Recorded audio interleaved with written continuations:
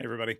My name is Jared Budlong. I'm running as an independent candidate here in Alabama for governor in 2022. The election is coming up on November 8th, and I have an open office policy for meetings. So if you are a resident of Alabama or someone who cares about the policies here in Alabama, maybe you have friends or family, or you, like one of our guests in the past, wish they could move back but are scared to do so with the current climate, I would love to have you on the platform. We simulcast to a bunch of those, and tonight we actually have a guest. I believe his name is Nathan. So they are waiting in the wing currently. So I'm going to bring them on, and we'll get started. Nathan, correct? Yeah. Perfect. Perfect. So I think we are set, and I'm really hoping that the link that you had originally lets you set it up to stream to your channel. I'm not entirely sure that worked. We're having a little bit of technical difficulties, so we're working on Oh, it last minute. gotcha. Yeah, I guess my stream or something is messing up. Interesting. Okay, so you're showing up for me on mine. I am not sure why it wouldn't let you join originally, so we will. If you want to, we can work on that after the fact. But let's while we're Sure. while we're Yeah. live, we won't do technical troubleshooting. Uh, we can jump into the conversation. So a little bit of backstory. Yeah, man. I am running as an independent, and I'm doing something very different than practically any candidate I've ever seen, minus one, which is someone who helped me get started. And I'm running a very open campaign. Everything's as transparent as possible. Meetings are scheduled through live streams. We're having those there. You can watch them. If you're in Alabama, you can join them. You got to be Mm, respectful if you're going to join the meeting. But right. I want those meetings to be as inclusive as possible because I'm aware of how very limited my perspective is on this state, and I know that we need to hear from more people in order to properly govern this state. And by Mm, properly, I mean more equitably. We got to think about everybody in the state, not just the people who are currently in power and what their demographics look like. So right. that's why I'm doing this. I appreciate you scheduling a meeting. And this is a quick refresher for everyone who's watching. That's a public link on my website. It looks at my calendar. If there's a spot open, you are welcome to schedule a spot. It's linked to all of my other, private personal calendar, public, or business calendar, all that. So you're not going to double book unless I forget to put something on my calendar. So, anywho, Nathan, thank you for jumping on and joining me. And this meeting is literally just a like a fireside chat, discussion, coffee talk, whatever you want to call it. I don't have any previous interactions with Nathan, unless it's been through TikTok, through comments or something. But like we're not friends. We haven't been previously connected. Some of my guests in the past, we have a connection. You and I do not. So I would love to hear a little bit about you and maybe why you decided to schedule a meeting with me specifically. Sure, man. Yeah. Well, I mean, I don't really know where to start on myself, but in terms of like a As lot of much as you my want. Yeah, yeah, you don't have sure. to give a bunch of details. It's as much as you want to give. Maybe why you care to talk to somebody who's running for office here in Alabama. Oh, okay. Well, I mean, in light of like all the recent events, I mean, it's too many to name just one of them. I've become very passionate and disappointed with the way things are, and I think when I get that feeling of disappointment and sort of I guess like almost apathy or I start to feel myself get a bit nihilistic about things. I feel like it's better instead of to just sit there and complain about it to figure out different ways and methods I can do something to aid that kind of change or whatever that I'm looking for. Yeah. And I was just it's crazy. I was like on TikTok and I think the day I was yeah, I think it was yesterday. I was on TikTok and that yesterday I'd gone to a women's rights protest. And that was a lot of emotion and whatnot. I'd spoken at that and you know, uh I'd seen your TikTok and it was essentially just sort of talking about how you're an independent candidate for becoming Alabama's governor and whatnot. And I got really interested in the things you were saying because I was starting to feel a bit hopeless in terms of like voting for November because a lot of the candidates I had seen, I was not very happy with at all in any capacity. So, Yeah. Well, I'll interject slightly because you just found my content, and it's not from the video that you saw. It's not the background isn't apparent, so that's why I'm running. October of mm, last year, I got infuriated. It's probably a as close a word as I can think of when I found out that our state allocated 20% of our COVID relief funds towards building new prisons. So yeah, $400 million. We set that aside and said, you know what, we're going to build new prisons. And like, if you've watched my content before, I'm looking at TikTok for a second. Like, if you've watched my content before for a while, you've heard me say this multiple times. But you know that the excuse they gave was the like if it was a good thing, it would be the cherry on top, right? But whatever mm, whatever the antithesis of that is, they use the excuse of lost revenue. Like they said, hey, there's a right, caveat or there's a cutout or a section in the bill that says if you can use these funds to recoup lost revenue. And as a state, we used COVID funds to we set it aside. We haven't even used it yet. We've signed a contract, but they set aside right, $400 million for lost revenue and they're building prisons. And that's when, and I'm completely candid with people, like I didn't realize how problematic, outside of just being inhumane and putting people in boxes, but I didn't realize how problematic the prison system was, including being for profit. Like I didn't know that until very right, recently. And to know that that's a thing in 2022, and to have candidates not speak up against it who are running for office, one of which is the one trying to do it anyway. So that's not, I don't expect that candidate to speak up against it because it's their plan, but to have every other candidate I yeah, could find not say anything about it mm, was kind of the last straw. And it didn't even start for me. It didn't even start as I'm going to run for governor. Like I did the normal thing. I was yeah, like, what's available local? Like, let me get into something local to, get my feet wet, so to speak. And the things that made sense to me initially, because of like, let's say the mask mandate arguments that were happening in school boards, things like that. The school board, I was like, yeah, mm, let me get my feet wet. Like that's something I'm passionate about. I got 3 kids in school. Let me jump in and do school board. Well, in my district, that's not until 2024, so not an option. Started looking right, around and just didn't see anything that I felt would make an impact immediately because it felt urgent, and that I also felt qualified for. So I kind right, of, I don't want to say gave up, but I kind of put it on the back burner. It was like, I'm still doing my research. I'm still trying to educate people about it, and getting in fights with family members about the different statistics and getting called names and whatever else. But right, uh, and then I eventually ran into a TikTok creator who mm, is running a campaign for 2024 to try and become president, and jumped on their live, and they uh, they basically said, "Oh, you're from Alabama? Like that's a messed up state, right?"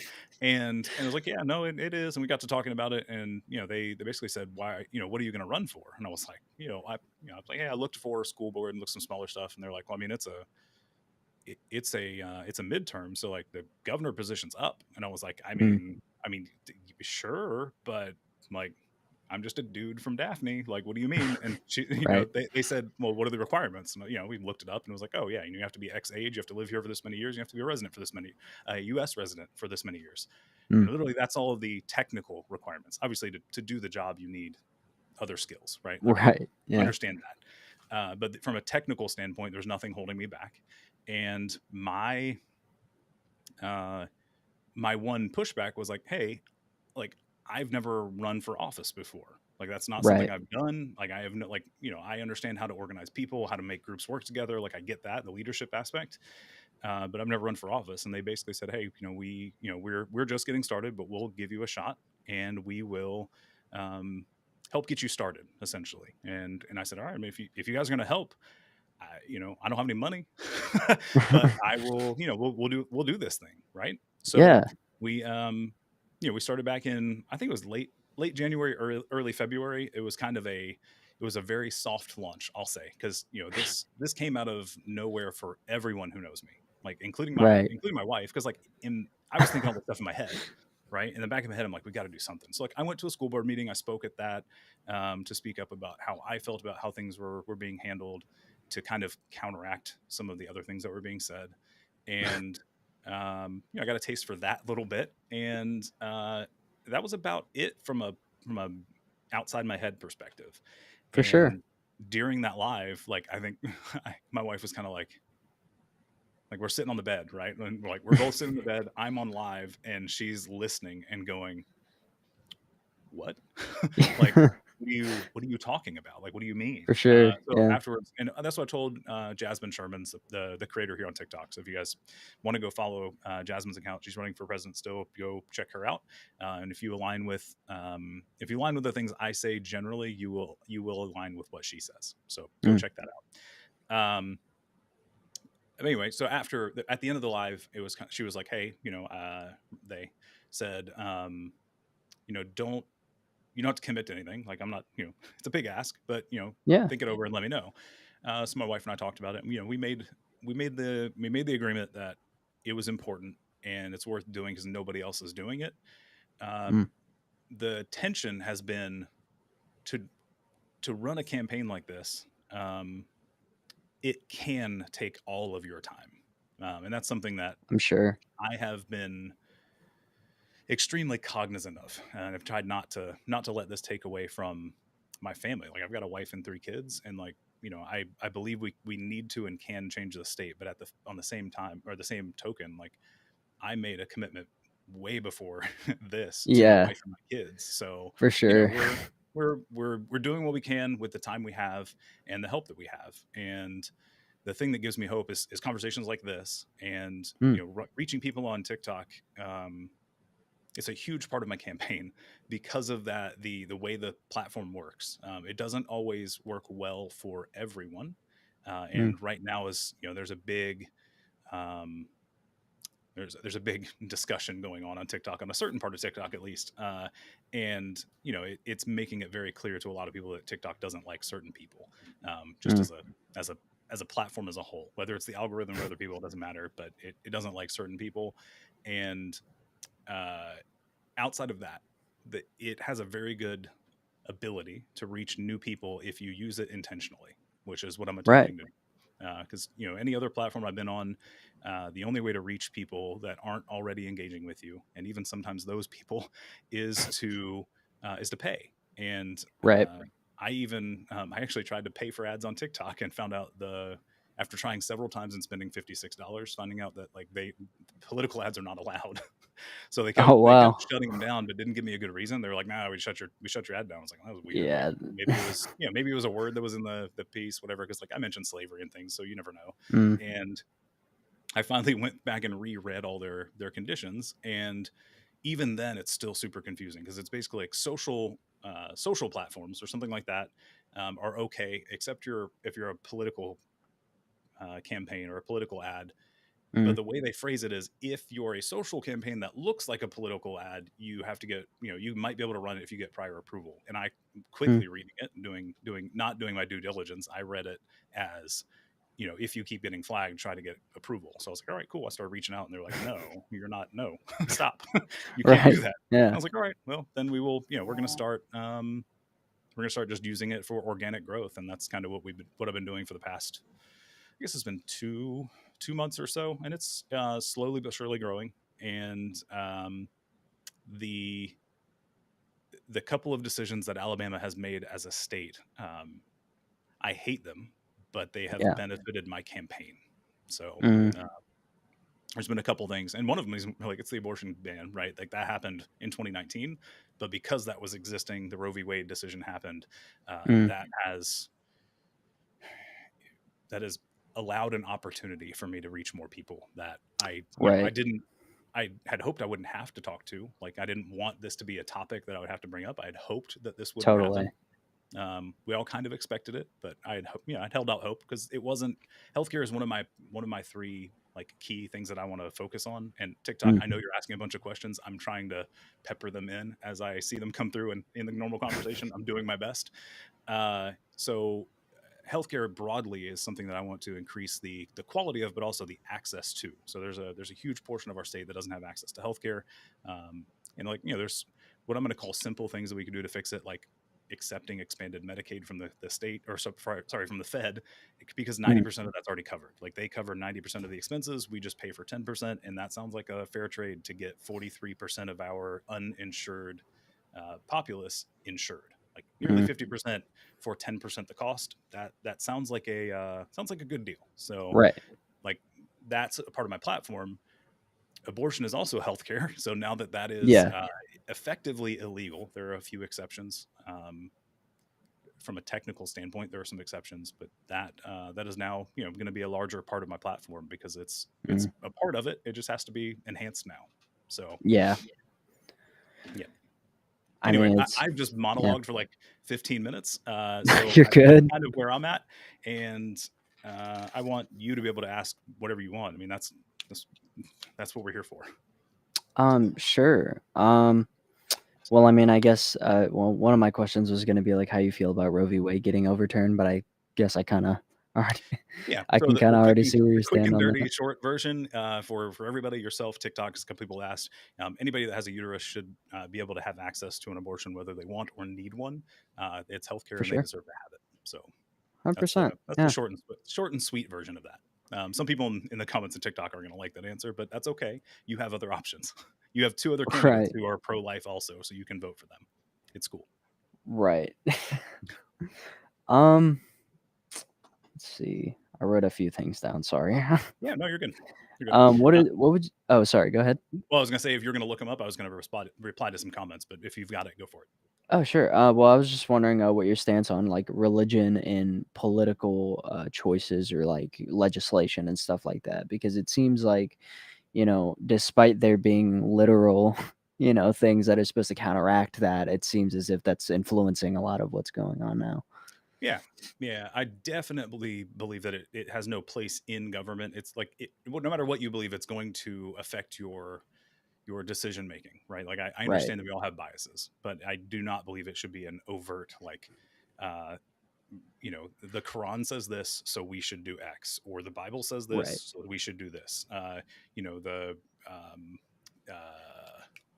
can't think of any other I can't think of any other books or holy scripts, but whatever, pick one. Right. It doesn't matter. The Torah, right? Because technically a part of the Bible, but whatever. The Torah says X, so we should do this. I don't believe that should be the way that we govern any populace, and it's not even that. Like, again, I know that we have biases, so our internal beliefs are going to show up somewhere. The Mm, problem is if we start using any one specific religion, even a popular one, like one that's rather popular, there are so many different sects. I gotta say that. I gotta enunciate that one. right. There's so many different. There's so many different groups within those different broader religions that even they don't agree on some things that are like government breaking. Mm, they would diverge drastically, and like there's no reason to make the religion the reason we govern that way. right. That's it may end up that we do something that your book believes that we should, but it shouldn't be because it's in the book. We should Right. do it. We should do it as a collective, as a society, because it does good for society. Right. It shouldn't solely rely on its reasoning being because it's from like the Bible or something. Right.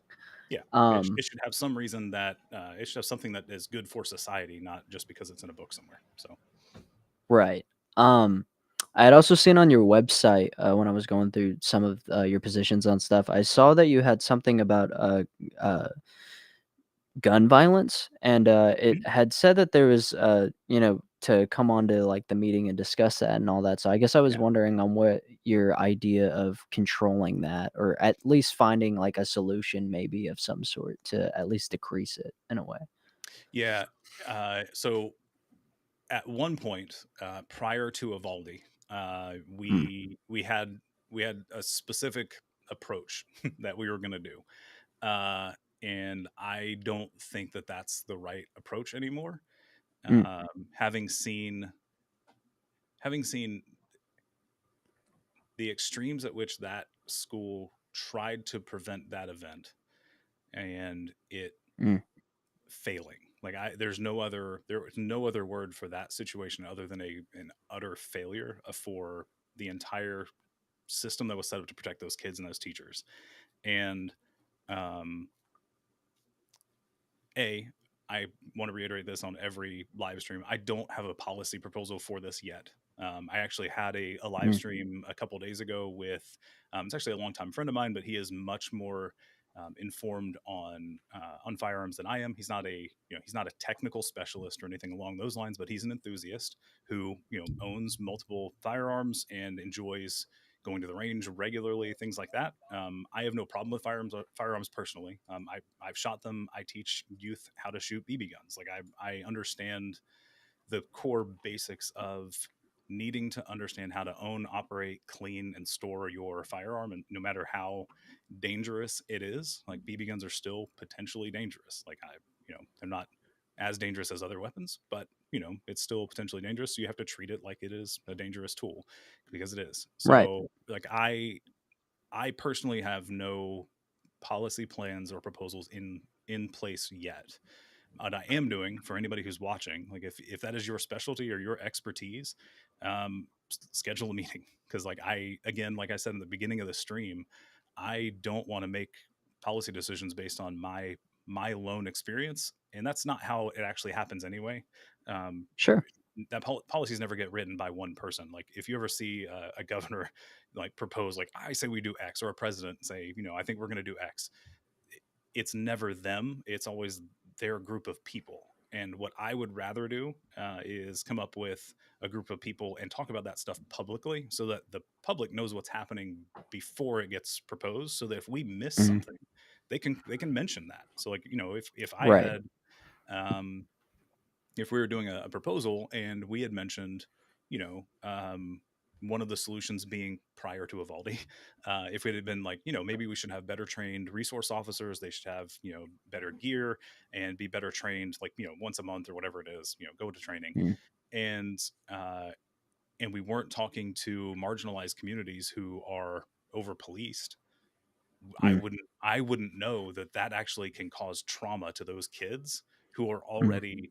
already fearful of people in uniform with firearms. Like that's already a Right. problem, and then to put more inside of a school Right. is uh, ignorant at best and like negligent at worst, I think is the proper Mm. way to phrase that Yeah. that spectrum. But it's like, you're either just not thinking about it, or you don't care. Like it's one of Right. those two. And I would much rather have input from a bunch of people, especially those who are being impacted by these policies. Because, the point that I like to make to a lot of people is, speaking broadly from a federal level, if we strip everything away from that, the Constitution, we get rid of every amendment, we go back to everything, just straight Constitution, I'm okay, Mm. because of how I was born. I'm fine. Right. You know, I would be upset, but I personally would be okay. And Right. that perspective needs to be kept in check. For So, sure. yeah. Um, one of the things I've been thinking about it since then was like,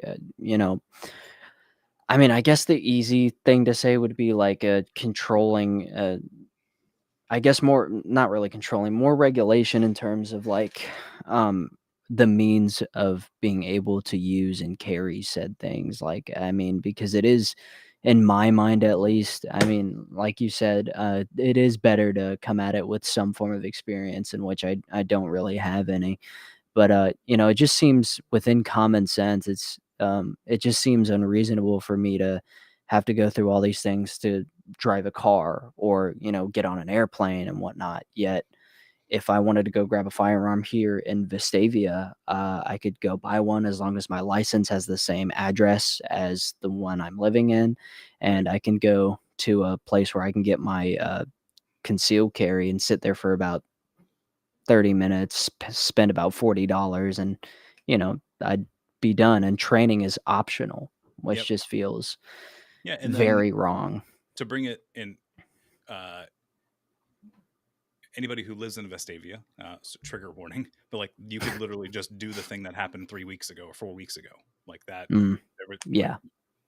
Alabama's not immune to these. Like people think Right. like they hear these big ones in larger cities and other areas, but you don't realize that what I'm calling from now on domestic terror events, because that's what they are. They're Mm, domestic terror events that happen to involve a firearm.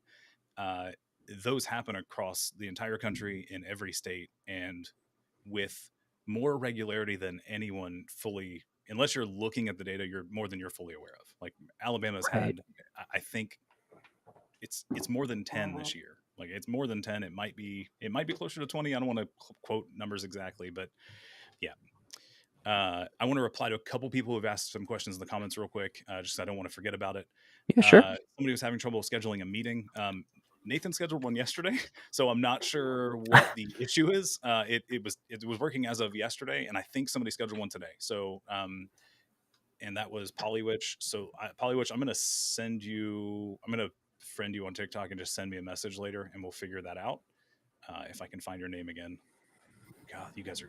Thank you for commenting. That name went by real quick earlier. So Polywitch, I just sent you a friend request. Be mutuals, and then send me a message, and we'll figure it out later. Let's see. All states should allow safe and legal and affordable healthcare. 100%. That's cool. Never voted before, but I am voting in November. Sweet. Thank you, lady. I'm trying to go find some things. Hey, April. I am currently not affiliated with Unicorn Party. They are looking for volunteers, but that won't help my campaign. There is a volunteer form on my website, so I am not currently affiliated with that party. Keep that in mind. Let's see. Democrats will start running as independents because they know Biden has soured the party. It's not just Biden, Johnny. It's not just Biden. I don't align as a. I don't consider myself a Democrat. It's not a cohesive structure. They allow a lot of people in, which is why we have two pro-life candidates. One's a Republican, one's a Democrat. Like I don't see a difference in them at this point. So Right. Don't Evans. Thanks for the comments. I appreciate it. I don't engage with trolls, so whatever. For sure. Sapphira, I think that's how you pronounce yours. Yes, we are looking for help with canvassing. There is a volunteer form on the website. Fill that out. Small grassroots campaign. Don't have any money, so I can't pay you, but I'll give you hugs, high fives, and water. And T-shirts. We'll find some way to compensate you, but like I just don't have the funding to do it. K Ivy got $2 million from a single donor. I've raised slightly over $1,000. So it's all going towards marketing materials in some way. So Definitely don't understand how that woman got $2 million. So no one knows who it's actually from, but the organization she got it from shares an address with like the Southeast Governors Association. So how weird that is. But RK Skaggs, my political background, I assume you mean by like previous political office that I've held, and it's none. But I'm a project manager as my profession. So my job is literally to take groups of people of differing specialities and get them to do a task that a client has paid for, and that very easily translates to Department A, Department B, Department C, public good. I did see a lot of comments on your TikTok about the concern of no experience in politics, but I mean, like 2 That's a years weird. ago, Yeah. they elected someone that was an extra on Home Alone 2, so I don't really know Well, if it's not even that.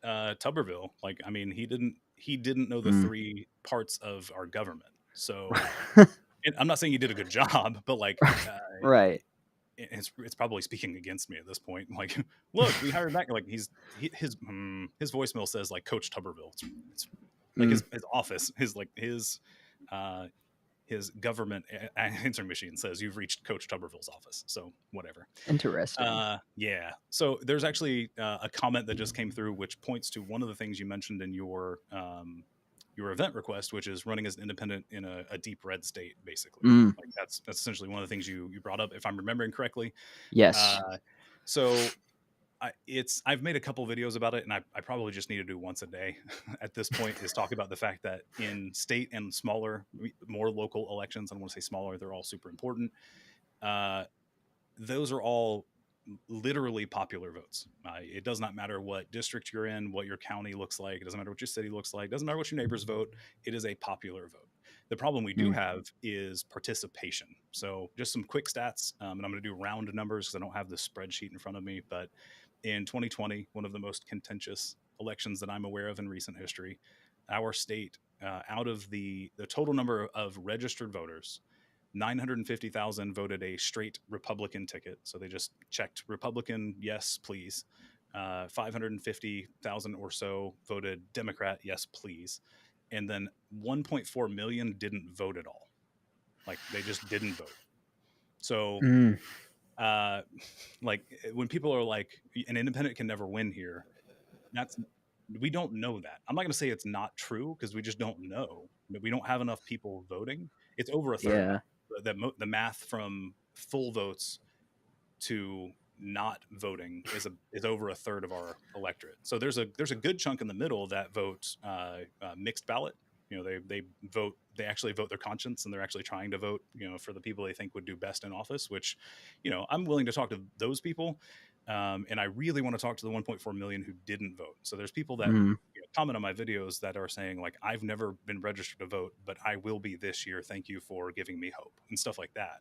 Like I'm trying to reach those people because we have so many people that aren't voting because, at least from my perspective, they are so, the word I keep thinking, I think is disillusioned, is I think is the right word, but like, or Alienated. alienated is another one. Yeah, so alienated, disillusioned, whatever word you want to use.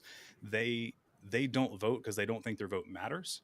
And in a presidential campaign, I'll give it to you, like it does not matter in the state. I don't like it. It doesn't. But there are, I don't know the number, but there are so many other positions that you could vote for. Like, but those literally are 1 to 1. Like your vote counts. Like there's a, oh my gosh, there's an account on here. I can't remember which account it was, but they were talking about a local, one of the runoffs, right? One of the runoffs, Republican to Republican runoff, came down Mm. to one of them won by one vote. And you know how they solve it? Casting lots. They flipped a Mm. coin. Like they flipped a coin, and like that's the same, technically it's the same, it would be the same thing broadly speaking for the governor position. I don't know if they'll flip a coin or not, but it's Mm. it's a 1 to 1. Like if you vote, it counts. It doesn't matter what your neighbor does, doesn't matter what your district does. It's all 1 to 1. So yeah, I mean, TikTok, for whoever made that comment earlier, you know, maybe maybe an independent won't win. We haven't had one run since like the mid 1800s, and technically that was a Democrat at the time who got ostracized by the party, so he ran as an independent. So like it's never actually been done. At least that doesn't show up in the history books, at least the ones that are easily found. So Mm. you know, we'll see in November. But there are 1.4 million people that I would really like to talk to see if that's true or not. Well, man, I'm not gonna lie to you. I was one of them. Like what you were saying about the presidential election. I was incredibly alienated over the past 6, 7 years. After watching that specific man be in office for about 4 years, and then watching sort of the downfall of everything, and I I came time for me to register to vote. I became, old enough to do so. And I saw both of my options that were, well, I say both of my options like there weren't others, but they were they're the main Yeah, the ones. two main parties. Yeah, Right. And I felt incredibly, well, embarrassed, but also uh, apathetic. yeah, And I was like, I didn't vote. And yeah, I haven't felt great about that since, because I was always the person to be like, no, it does matter. But then I think I realized that it almost didn't in that specific context, rather. yeah. Um, but now, after hearing what you just said, and finding you across, uh, what is it, like past 6 months, I've been looking through the candidates for Alabama and constantly feeling like I'm getting socked in the face a million times. Um, it's definitely it creates a bit more hopefulness in me, you know. I appreciate it. Yeah, I And mean, that's part of the goal. I mean, the end goal is to get elected so we can actually push, some actual right. change to improve society. Mm, But in the meantime, like, hope is all I can give you until January. So November right. has to happen a certain way, but then January is when I can start actually helping. But until then, we're all in here to help each other, like in the immediate vicinity. If you're in Vestavia, I can't help you from Daphne um, until January. But Right. Yeah. uh, yeah, and you're not the only one. Like, I'll give the example of voting in the primaries, right? So in my Mm, area, uh, I think on the entire primary ballot, I had three, maybe four uh, potential Democratic competitions. Right, there's four mm, positions that had more than one person, so they had to do a pick who you want, and like right. to see this giant ballot with four spots and then not seeing the details. I wasn't there, but like you can just see how full the Republican uh, ballot is, and it's competition everywhere, and Right. it's disheartening. I mean, it is, Oh yeah. and I'm doing my best to compete in November, but it doesn't help anybody on the ballot right now. But I also, Right. again, I didn't want to run as either. I couldn't. So if anybody isn't aware, like I decided to start running after the cutoff for joining a party. So I literally couldn't have run on either if I wanted to, but I wouldn't. I don't, I Right. don't want to be a part of either party. And some people take that to mean I don't like people that are running as Democrats, and that's not true. I'm actually Mm, connected to a few Democratic candidates in our state here on TikTok specifically, and our views align pretty fairly. And mm, they're running as Democrats, and like I give them props for trying, but right. and they give me crap, and they say it publicly. They're like, the people are like, man, why runs the Democrat? Like, this didn't sound like Democrats, and it's like, well, have you seen what it takes to run as an independent? And I chime in and I'm like, it's hard. Like, Yeah. I got you. Like, it's not easy, because Right. there are no resources outside of the people. So like the Mm, donations that have come in, like I said it was a small amount, it is, but that's every bit of that helps because I use that to get in front of more people. So whether that's gas to go to Birmingham to go canvas downtown when I was trying to get my ballot access petitions, or if mm, it's maybe pins or pens or something else to give out at protests or at rallies, or you know uh, paying for yard signs when we get enough funds to buy batches of those without having people buy them themselves.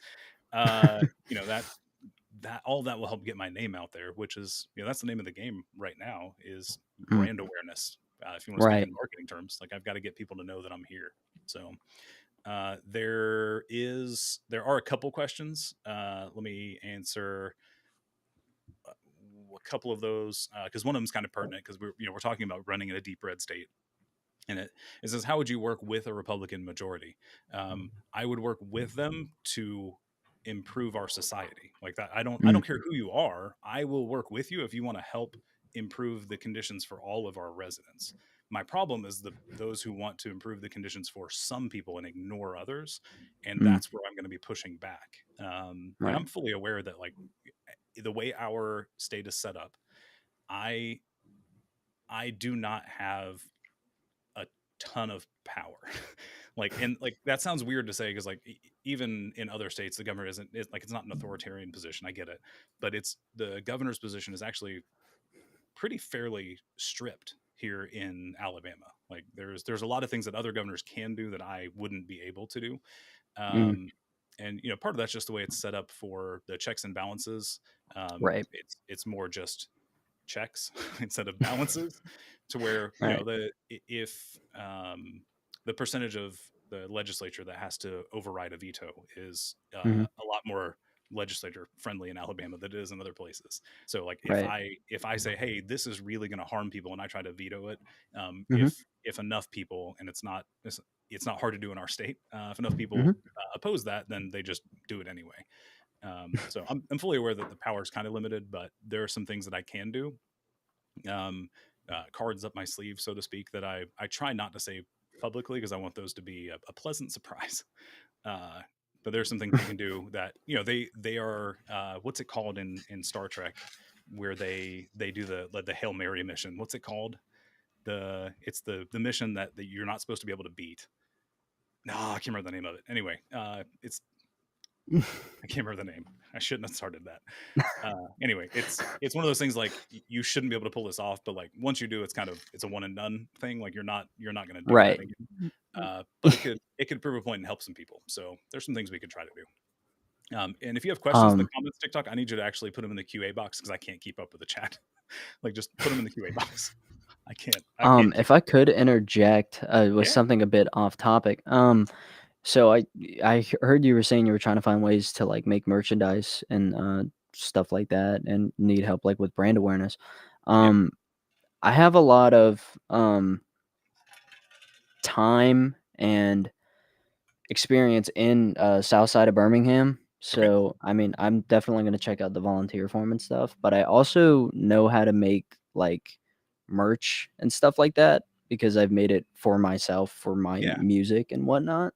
that's awesome. So, if you need any help on that front, I'd be more than happy to help with that. And Uh, so I don't basically, need payment or anything. if anybody's curious, if your question is, do you need help with, and there's any number of words after that, the answer is yes.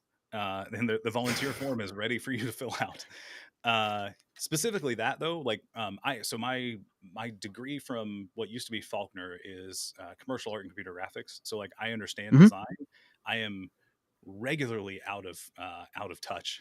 I dabble in it with my day job because we have designers. So like I speak the language Hmm. and I can I can tweak and give feedback, but for the most part, coming up with something from scratch is not my cup of tea. It's not what I do Sure. regularly. So yes, I would love some help.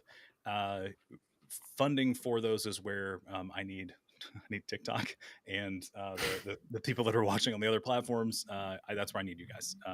Small donations, Well, they all straight add up. up, I think this logo up here, I don't know if I'm pointing at the right thing Yeah, on your yeah, side of you are. things.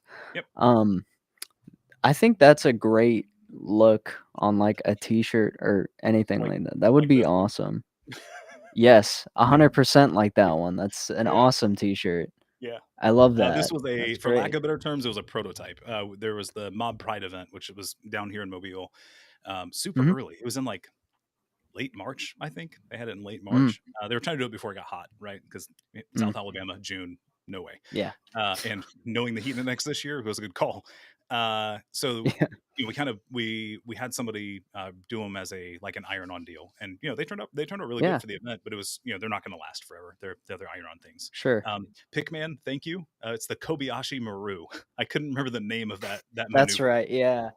Yeah. Thank you for being here. Much appreciated. Somebody mentioned what my stance on CRT is. I will. Hey, well, first, did you have another question, Nathan? Because I want to answer that, but I don't want to cut you off if you had something I else. was actually going to ask that question. Oh, I cool. did Okay. read, your position on it, but I would like, some expansion on it too. Yeah, yeah, So, yeah. Love to. So, CRT, from a technical standpoint, from what I understand, because I did not study this in mhm, college, is a college level view on the laws and how those were created in relation to race and how they impact race. So, like mhm, generally speaking, it is a college level situation. Like you're looking at laws and how mhm, those interplay. Um, Having recently read the proceedings for the uh, Constitutional Convention of 1901 for our current Constitution, pre 977 amendments, uh, I think it should be taught at every level at an age appropriate piece. So, like mm, for the people that aren't aware, like I almost want to read it verbatim. Um, we scheduled half an hour and it's been nearly an hour, but I'm thoroughly enjoying this. So if you can keep going, I will. yeah, The kids are already in bed, so like I can keep going. TikTok, you guys are being. cool. It seems like you're being chill. I've tried to keep an eye on you guys, so it seems like we're doing good. Let me look this up if everybody's cool with that, and I just want to read it because I'm trying to show this to as many people as possible because people just don't. I don't think people understand. Like I didn't until Right. literally like a week ago. So what I'm doing, if anybody wants to do it at home, if you want to follow along, uh, pull up the Wikipedia article for the Constitution of Alabama. And I know that seems like a very sketch way to find info, but I'm looking at the footnotes, right? So we're gonna pull up the Wikipedia article, scroll to the footnotes, and find number 9. And it says day 2 of 54, 1901 proceedings for the Constitutional Convention.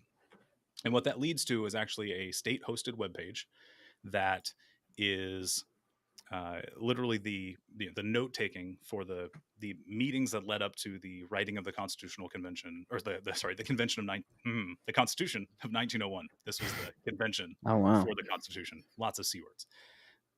So day 1, for instance, is roll call. Like they're like, hey, everybody's here, got it, cool. Tomorrow, show up. We're going to elect a president, and then we're going to move forward. So day 2, they open with a prayer. They have some official proceedings. They figure out who the president's going to be, and opening statements. Essentially, I'm going to skip just because it's a decent amount, but I'm going to skip the first couple paragraphs. And it says, one has studied the history of recent events to very little purpose who has failed to discover that race prejudice exists at the North in as pronounced a form as it is in the South, and that the question of Negro domination, when brought home, will arouse the same opposition in either section. And what is it that we want to do? Why it is within the limits imposed by the federal Constitution to establish white supremacy in this state.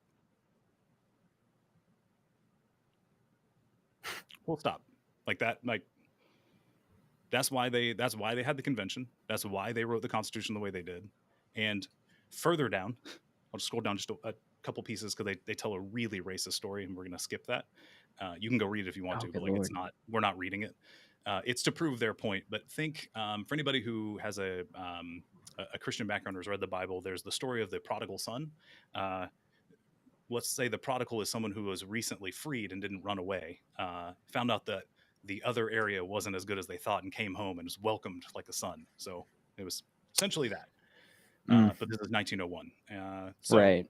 right after that, so having told that story and with the why are we here statement earlier, Mm. but what if we had, or what, sorry, but if we would have white supremacy, we must establish it by law, not by force or fraud. If you teach your boy that it is right to buy a vote, it is an easy step for him to learn to use money to bribe or corrupt officials or trustees at any class. If you teach your boy it is right to steal votes, it is an easy step for him to believe it is right to steal whatever he may need or greatly desire. The results of such influence will enter every branch of society. It will reach your bank cashiers and affect positions of trust in every department. It will ultimately enter your courts and affect the administrations of justice. Like, should we teach CRT? Critical race theory? Yes, 100%. Do I think we should teach Oof. how abhorrent they treated the enslaved people back in chattel slavery to 5-year-olds? No. Like there's age appropriate ways to do this, but we can't ignore this. Like if we ignore it, we do a vast disjustice. Isn't even the or injustice isn't even the right word. It's we having known this, and that's why I'm reading it to everybody. Because if you ignore it now, that's on you. Because I can't. Like I can't ignore that now, and that's day 2. Like I have a plan to at some point to read through all 52 days just to see how bad it is. Because if that's day 2, I can't imagine how the rest of the days go. Uh, For sure. but when people say like show me the law, like I'm just going to point to the whole Constitution. It's like it's there. Like if you Oof. want it, like Yeah. there you go. You want the Ooh, law? It's the entire Constitution in our state. that's And like incredible. I little hint, never. the original Constitution for the federal government. It's the same way. The 3/5 Ugh. compromise. Like, come on. Like the whole thing is Right. not Yeah. okay. I will concede that the federal Constitution has been updated to be, um, I believe, to be more fair. Uh, Right. it's not great, and we are Yeah. slowly rolling that back. But both of them have problems. This one with the history that we have in our state, like the whole thing needs to be written and rewritten, and people are trying. The problem is the way that it's written intentionally makes it very hard to do that. So there's not we have to think very carefully about the way we not only write new laws based on existing laws, because those are based in white supremacy, but also, we have to think about, the inherent way we think about society. So, you know, um, I hope that answers your question. There are a couple more. You probably weren't expecting that much, but the answer is yes. We should be teaching it. Somebody asked about mental health access and availability. It's practically non-existent right now, so we have to get that to people. And when I say healthcare, I mean every aspect of healthcare. Like Mm. top of head to toe, like every bone, including your teeth and your eyeballs. Like that should be healthcare, because you shouldn't have luxury bones like that. You need these more than you need other bones. So like Right. that's ridiculous. How can I fix that? I would love to talk to some medical professionals and some legal scholars who can help me figure that out, because I don't have an answer. I would love to have a proposal, but Jared alone can't do that. So that's where volunteer work comes from. Yeah, Sorry, Raven, I meant to click that earlier. Sorry. I think that being solely Go ahead. reliant on you would be a little presumptuous in terms of like being able to solve a healthcare problem just within Alabama too. I mean, People ask, and I don't think oh, I mean, Raven was, but people regularly ask, like, how are you oh going to solve yeah, infrastructure? And I'm like, I can't alone, but I would I mean, love to come up with a plan to propose and say, hey, right. we've talked, because ideally, here's what it is, right? So the way it works right now is we elect our representatives, they come up with the laws, discuss it amongst themselves, and then pass it. Now, Hmm. if it adjusts the Constitution, they put it before the public on a ballot. They typically do it in, like, I don't know, a primary, like they did this year with Hmm. the improved funding for parks, which, we had a 20% turnout, so like 20% of people voted on that. So, you know, Mm. whatever. So technically it's in front of the public, but let's flip Right. that on its head and just say, hey, the public, we're all going to discuss this, come up with a plan. The governor can say, hey, legislature, guess what? I did your work for you. Like, here's the policy. The public already agrees. So like, Right. you gonna do what they want, or you gonna keep doing your thing, because your Mm. thing's not what they want. Like, Right. and then at least then everyone understands, like, hey, we had a chance, we wrote a thing we want, we all, I can't say all, not everybody's going to agree on it, but the vast majority of people agree that, like, this is a good idea to solve maybe healthcare. And if they say no, they can say no, because that's the way our state's laws are written, but it's at least, Right. we can at least know for a fact that they literally don't care. We all know it, Right. but like at that point, you It's just there. literally Yeah. don't care. So Right. yeah. So it's just L, similar with the education system. The only thing I would say is my first focus is to make sure we are funding everybody equitably, rather than the shenanigans we're pulling now.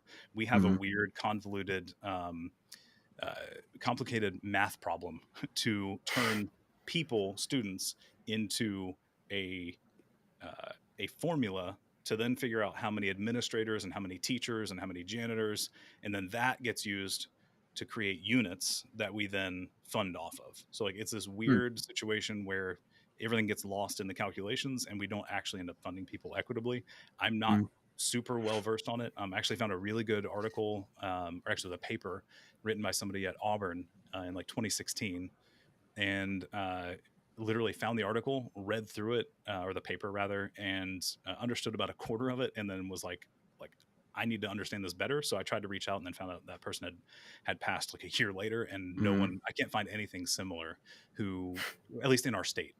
Other people I'm sure have looked at it, but I wanted somebody in our state who had, had hands Right. on actually looking at the situation. For But sure. Elle, I hope that answered your question.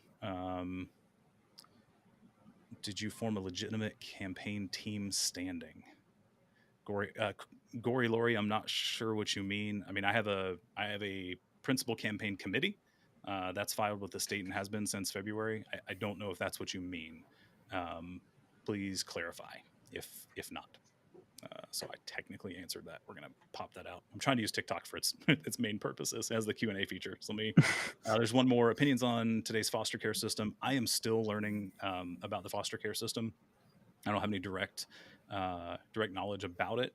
What I'm learning about the entire foster care system. This is not Alabama specific, but I'm learning um, how problematic it is. So I'm Mm. becoming more aware, burnout or burnt out. I'm becoming more aware of it. If that is something you're passionate about and know about, please get involved. Because like I, I literally care about every person having some dignity. And from what I hear, uh, there is severely lacking in dignity Mm. in that aspect of our state. And like I'll say this, like one of the things I looked up, um, looking at becoming governor, you start looking at cabinet positions and like where what positions are being filled currently, and the person over that area of the state, the Department of Human Resources, I think is the name of the actual department. I'm going off the cuff here, but in the bio of that person, like the shining, like here's what this person has done. Uh, the, the great thing that this person has done was increase adoptions. Mm. And like even the little bit that I know, that sounds like the wrong way to do this. Like you should be trying to like reduce the number of adoptions by reducing the number of people who need to be adopted. Uh, So I can actually offer a tiny bit of perspective as I'm adopted actually. yeah, And if you're comfortable with it, some people yeah, aren't. totally. You are. And I Let's have dive into it. evidence right here. That's me and that's my siblings right there. Clearly some differences there in Yeah, my family makeup. yeah. TikTok can't see it, but Um, go rewatch this at oh, minute okay. mark 57:44, and go look at it at YouTube, Facebook, Twitter, Twitch. Okay. Well, I Go was check it out. adopted It's all by a good. white family. Yeah, Um, and I hear this argument a lot. In the effort to ban abortion, right? And it's that adoption is the better option. It's like it's so much more helpful to these, all this stuff. First of all, I hate it when people use that as a stepping stone for their point. It's just not a valid one at all. But more importantly, I like to offer my perspective as someone who was adopted and completely raised with my nationality being American. And all my life I was raised, I'm supposed to be proud to be an American, right? That's what you teach you in elementary school, middle school. That's what they teach you at like football games. That's what you teach at everything. And I can tell you confidently at 21 years old, I am not proud to be an American. I am absolutely ashamed because of the way things are. Now, does that mean I don't want to fix things? Does that mean I'm unhappy with my life? Definitely not. But, you know, it's incredible that so many people talk about caring about, these kids that aren't getting adopted and whatnot. And well, first of all, none of them are adopting, which is quite interesting to me. Um, and also it's that, you know, I may be here because, my birth mother was not provided that choice. That doesn't mean I'm happy about that and that it right. was right.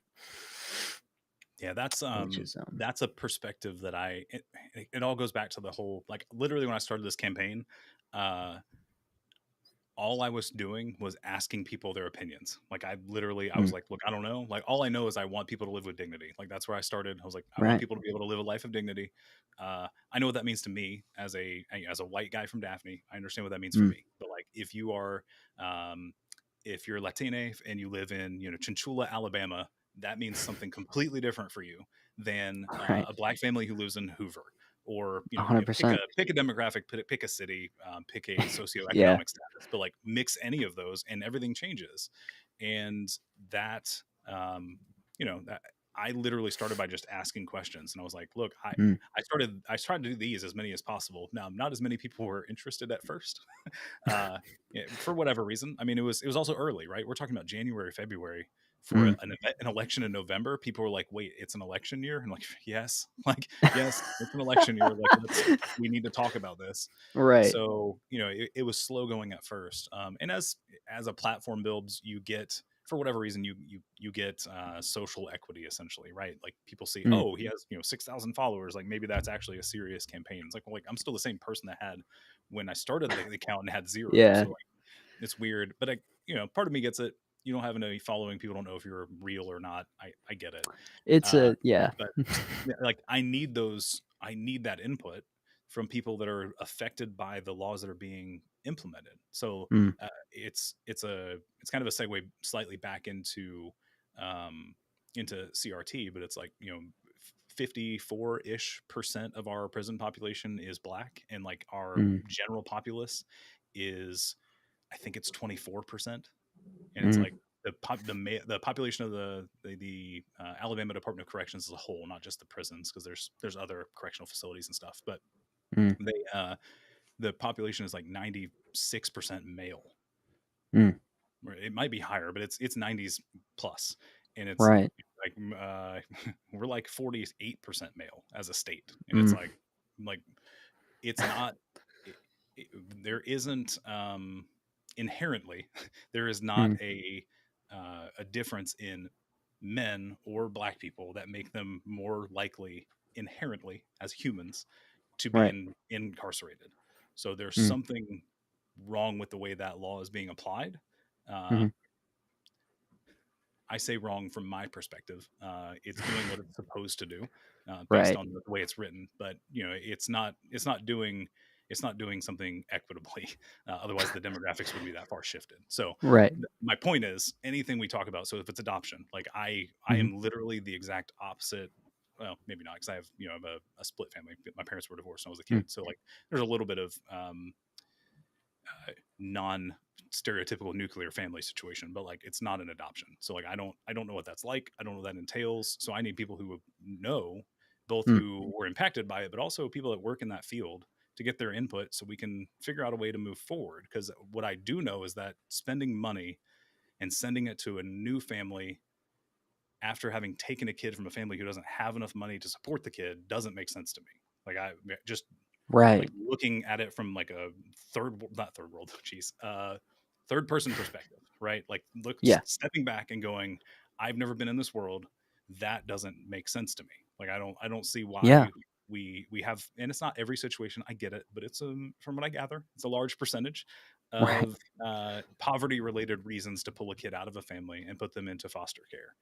Mm. And we are taking money not only to give to the other families, but we spend money to get the kids out of the family in the first place. Like we're paying Right. for all of the administration fees, we're paying for housing, we're paying for everything else, and not just, hey, you're having a hard time, let's get you into a program. Here's the money that would have gone to a foster family, give it to Right. you, and get you into a program to help you get into a place where that's maybe not necessary. Mm. It's that, and this is all me spitballing. It's not a policy proposal, but from a third party, vantage point, Right. the way it You can works right see now the doesn't make any holes. sense.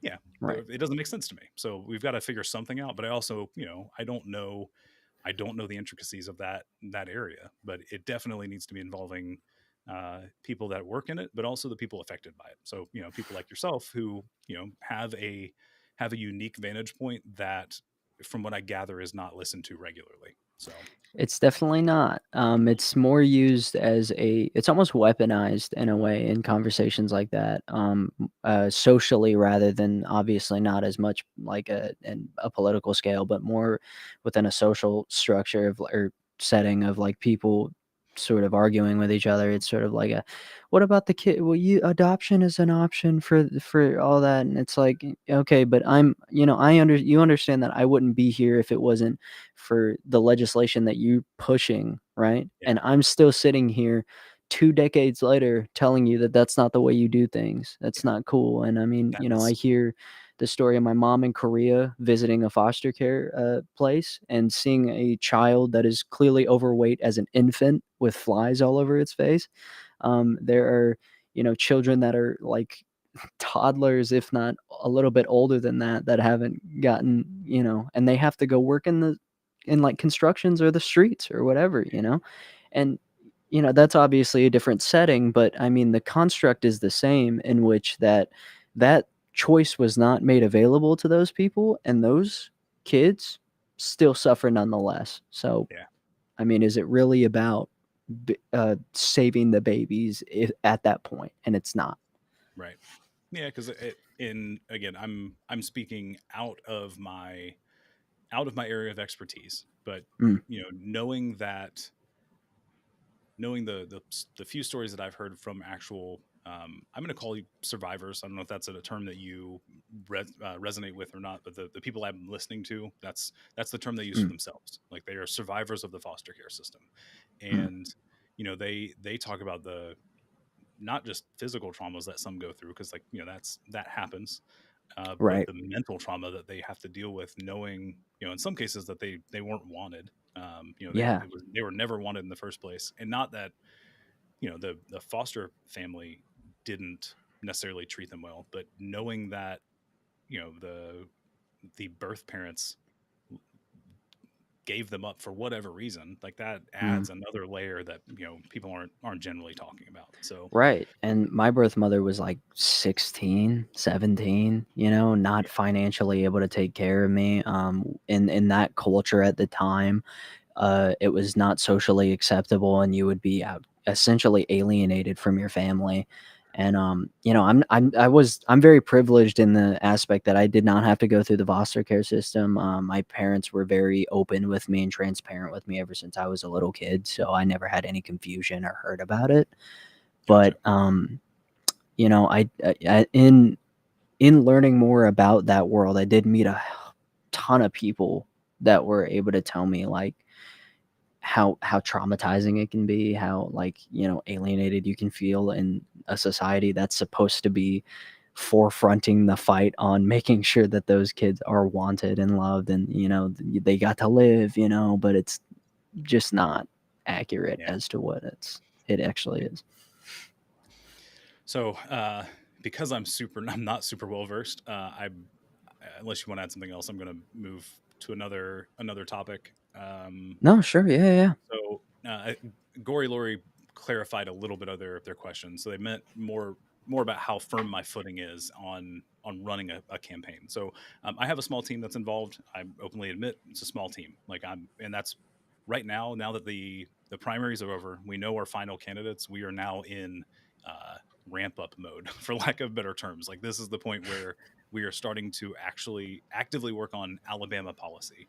I've Mm. thought broadly about it. When I was with Unicorn Party, they were talking about national policies. So like some of that's influencing the way I think about things. But we've got to think about Alabama here and now, not the way we might fix things from a federal level in 2025. So that's where I'm at.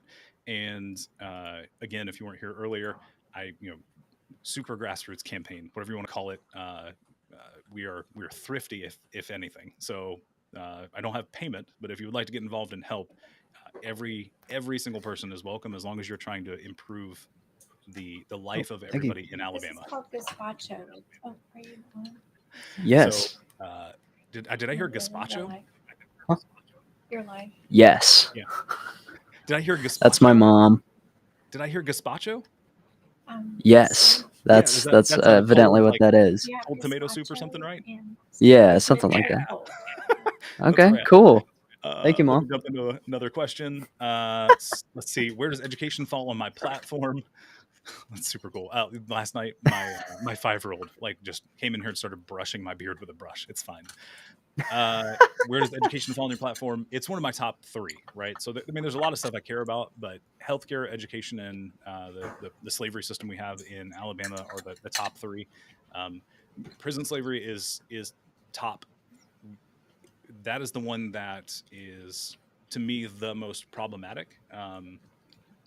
And I have a hard time putting a hierarchy on them. Not gonna lie, like because they are all three. They all three affect each other. So, like you talk about poor access or limited access to healthcare and education can very easily put people into the slavery system we have, because there are people who don't have good enough healthcare, so they will do petty crimes to get put in lockup so that they can get medical treatment. So like that stuff Mm. happens. They're all very much so tied together.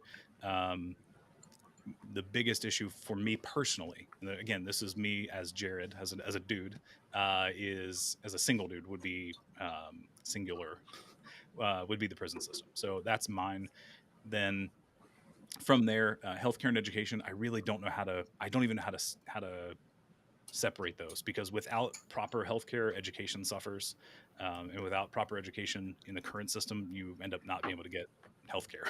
So I can't prioritize them between the two. So I don't. Athkas, I hope that answers your question. It's very high on my list. It's one of the 3. I just for me personally, the prison system is my top of the list. But Mm. I will say this: that is a very that is core to the way our state runs.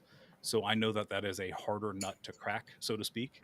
Education may be easier for us to actually start putting fixes in place. So if education is something you are something you're passionate about or you have knowledge or skills in, please volunteer so that we can come up with some policy proposals to send to the state and say, hey, we've talked and the population has talked. Like, we're here, we talked, here's what we need to do. And again, they can do it or not, but at least at that point we've told them. So let's see. There are a couple more people that have asked some questions. This has been going really good. Thank you, TikTok, for being cool. It doesn't always happen. Do I support nurses forming unions in staffing ratios? I assume is the last part of that here in Alabama. I fully support unions, so yes. Whether or not that'll happen anytime soon is a different question. Again, legislation and how that you can just get fired if you try to start forming one. So. Amazon and several other was it Starbucks that recently just filed for theirs up in Birmingham. I don't know if they got it yet or not. I need to ask. My girlfriend's friend actually was in the Scottsboro one, so Oh, cool. I know they got that started. Sweet. Yeah, but yes. Oh, and I forgot to click the button so everybody can see what we're talking about. Yes, I fully support unions. Staffing ratios, whatever is optimal based on the research that industry knows is right, then we need to aim for that. So if we're talking about education, I know it's something like 15-1 or something lower. Currently we're at like 30s and up depending on the age range. So I don't know the ratio, but I am all for lowering it. I know we have to then incentivize people to come work here as nurses. So those two are going to be in tandem if I had to guess.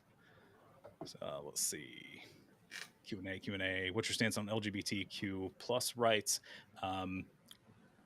Every human deserves a life of dignity, and that should not be discriminated against based on your socioeconomic status, your race, gender, sexual orientation, or gender identity.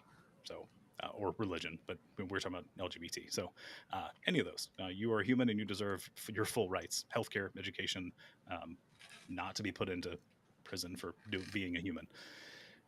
I hope that answers your question, but I fully support you, even though I'm not a part of that, not a direct part of that community.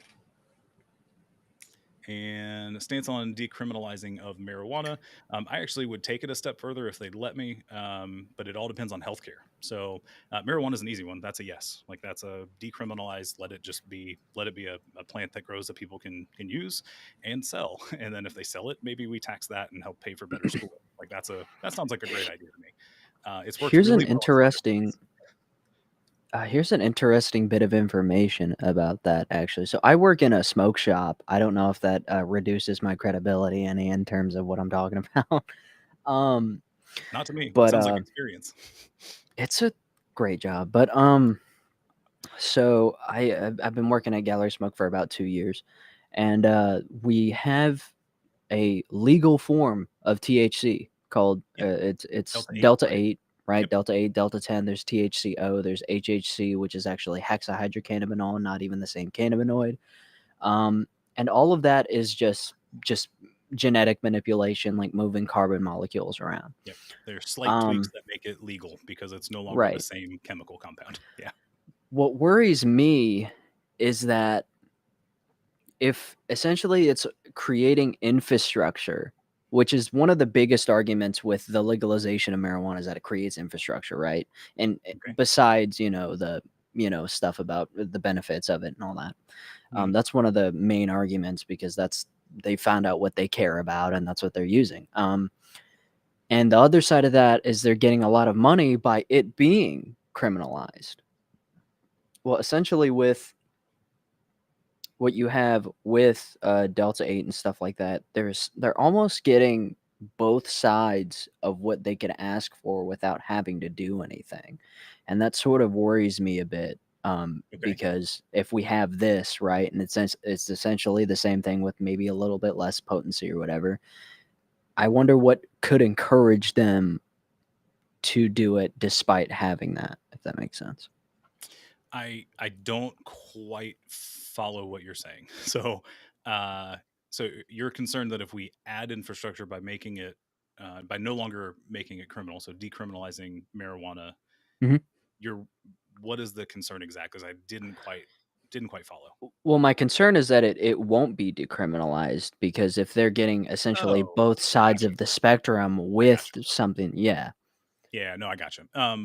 Yeah, just I can't guarantee we'll decriminalize it, but I'll push Right. for it. Like, like it's and what I used at there was an event here in Mobile for 420, and it was like Right. people were asking. It was like, I mean, just in the current light of what's going on, like abortion is Mm. healthcare, so is marijuana. Like it's just another compound that helps with certain things. Right. Whether it's not a miracle product doesn't solve everything, but it's definitely useful for very specific things. So Mm. it should not be criminalized. Right. I actually, and I teased it earlier, depending on how we handle healthcare as a state, I'd be fine decriminalizing a lot more substances, Mm. knowing that we could provide for anybody who has a substance abuse problems.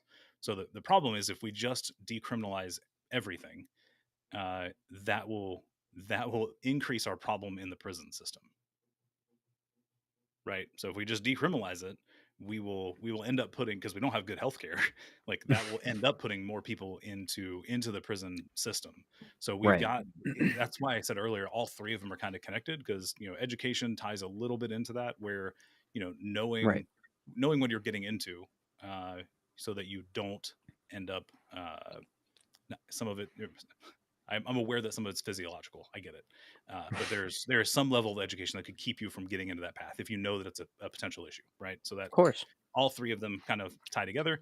If we could solve the healthcare problem, where people have readily available access to healthcare no matter their socioeconomic status, Mhm. then we could look at decriminalizing everything and just like, hey, you do your thing, and as long as we'll find some way to say, if you're not hurting other people, because if you're using it for your personal use, then do your thing. Like alcohol is very dangerous, like, but we still allow that. So like, Right. why can't we do that for other substances, knowing that we would knowing that we would help people prevent them from dying from abuse, right? It's like we Right. just got to solve that part. So anyway, the there was somewhere else I was going to go with that, and I literally just I lost my train of thought because my Vyvanse has worn off. Uh, I don't know. I can't remember where I was going to go with it. So I'm gonna Could I bounce off of that actually, if you yeah don't mind? yeah yeah So that actually makes me wonder, what would you say your stance on overdose protection facilities are, specifically with things like heroin addiction and all that? If you yeah. So we're talking about if somebody gets or has an overdose. Is that the right way to phrase that? Anyway, doesn't were they we're all on the y same page, right? right, yeah. Yeah. So somebody has an overdose, and you're talking about a facility where they can receive like Narcan or whatever the drug that you get at that point. I can't remember if it's Narcan or not, but you get that and Yeah.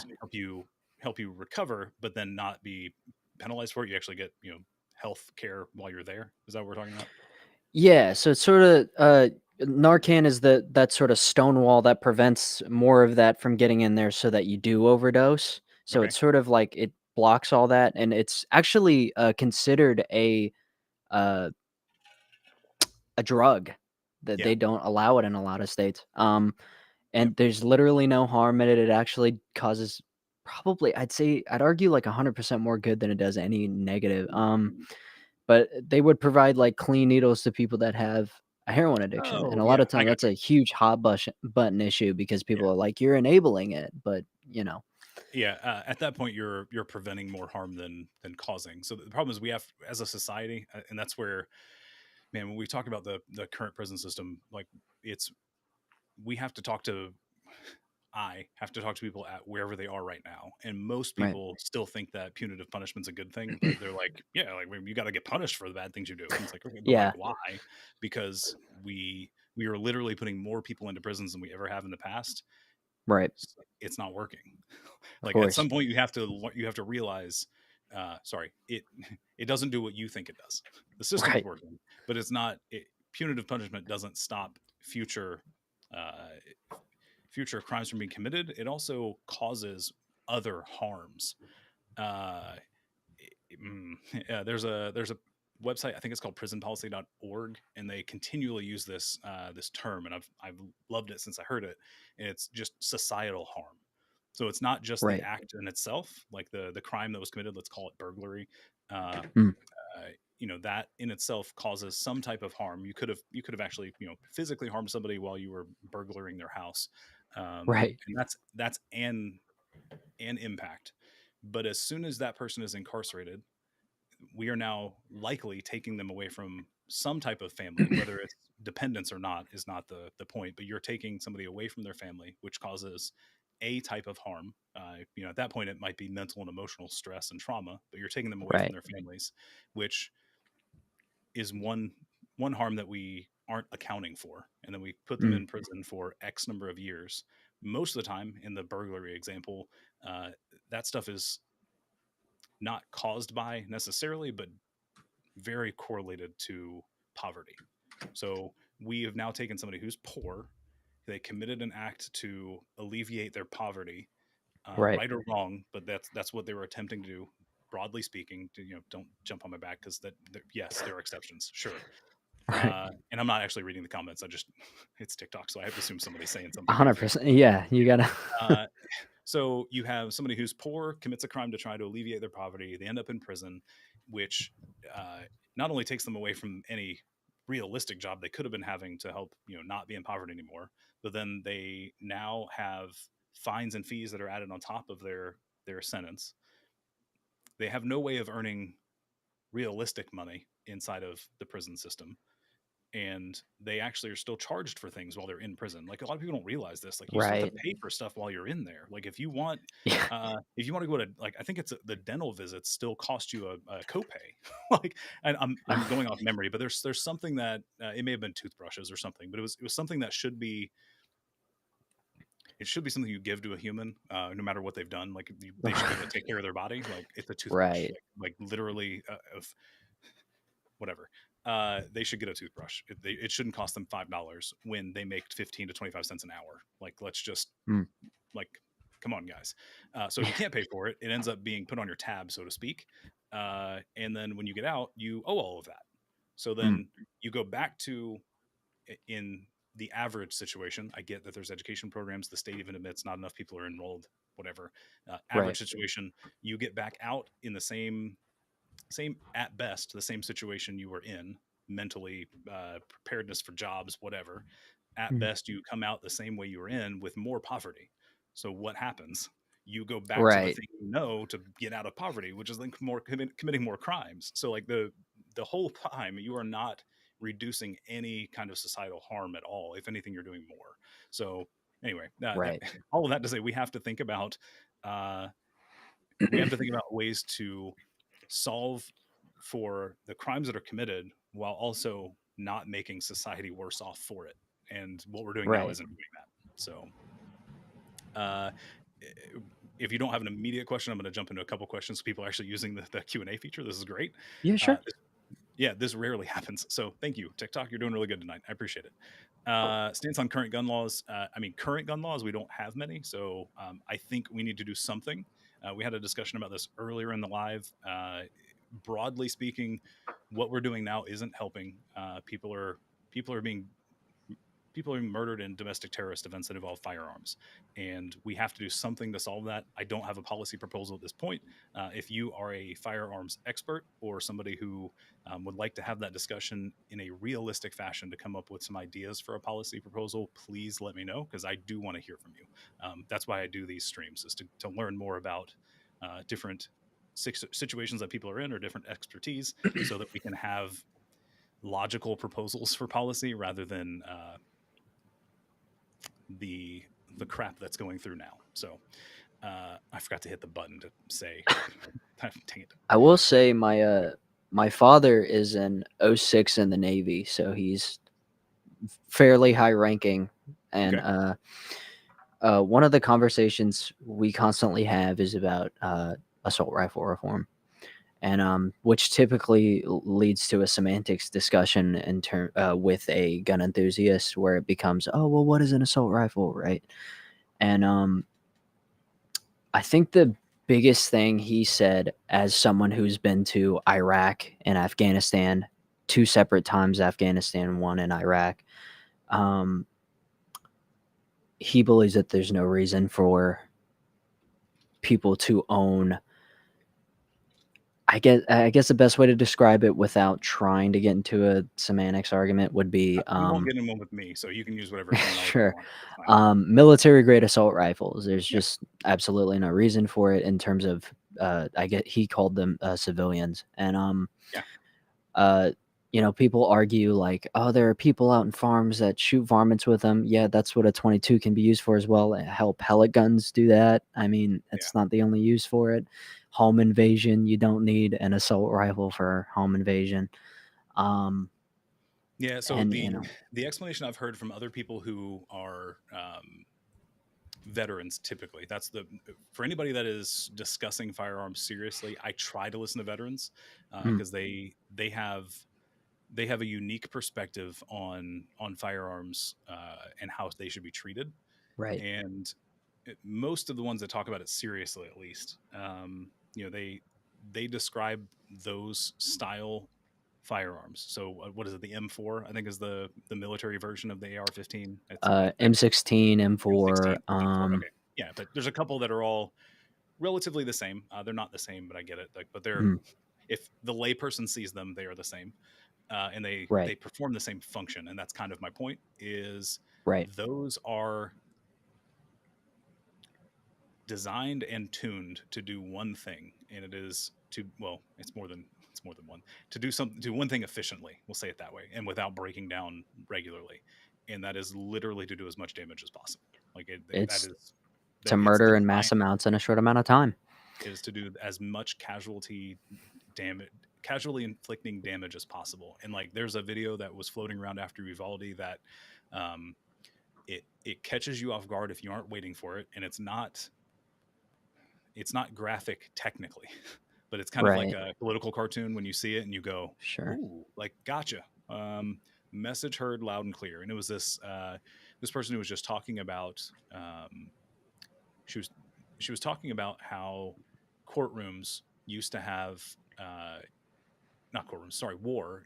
They used to allow photojournalists to go to war and take pictures and bring it back, and then like we stopped doing that because like it kind of shows how atrocious war is, and like people were fighting. Yeah. People were like, "Ooh, like Vietnam War, maybe Yeah. we That. shouldn't do that. That's bad." And they're like, "Hey, you guys can't take pictures anymore. Like, you got to stop that." So, she was basically saying like, "Hey, that's kind of the point. And since we don't have photos," and she wouldn't show them anyway, but it was like, I just want to give you an idea. And she pulled up this whiteboard, and it was a rough life size silhouette of a 9-year-old, right? So it's just the silhouette thing. Think face, like profileless or pictureless profile on Facebook or Twitter, Right. whatever. Well, Twitter's Yeah. an egg, whatever. And she's like, this is the life size approximation of a 9-year-old. And then she takes a piece of freaking bologna, slaps it on the face, and it's this big. And she goes, "That's the damage from one of the bullets." And she ends the video. And I was like, and she was like, Yeah. "Oh, I'm sorry." She didn't end the video first. She said, "And that's why they had to use DNA to identify the kids." And I was like that hits you. And like, I've Yeah. got kids, so like, that's where, for people who are like, "Where do you stand?" And I'm like, something has to change, because Yeah. like that. And we talked about it earlier, so I don't want to rehash too much. But somebody asked, so we're going to talk about it. But like, that entire crew was, I say the entire crew, the officers at Uvalde were specifically trained for this situation, Right. and they did the opposite of what they should do for Right. 70 plus minutes, including, from what I gather recently, having been in the school an hour before everything ended. Right. Like, what else? Adding more training doesn't help. Adding Right. more firearms doesn't help, for other reasons we mentioned earlier. But like, you've got kids who are already traumatized by police because of their background and how the socioeconomic status that they're born into, uh, and their race typically, but they already have trauma around police, and to put more people who either are or look like police Mm. around them for 8 hours a day is not the solution to help them. Will it stop somebody from potentially opening fire? Maybe, but that's one negative impact that you may prevent, but you're Right. also inflicting again trauma on these kids that no one wants to. I don't say no one. Most people in an office don't want to talk about. So Right. And if I could expand on that, yeah, I think, I mean, of course, yeah, guns lie at the heart of the issue. I truly believe that because, I mean, a lot of people bring up, violence in media, social media, phones, mental illness. Those things are true in every other country too, but it's not happening as consistently as here. yeah, But that's not to ignore those other things. We also have to, like you were saying, healthcare. I mean, that's an incredibly important part of it. Finding out a way to socially, break the barrier on the sort of stone wall we have that prevents from spreading that sort of understanding of it. And my dad's biggest point against it was, it is 1,000,000% proven that if we were to, form any regulation or sort of assault rifle ban, whatever you want to call it, any form of gun reform, it's proven to save at least one kid.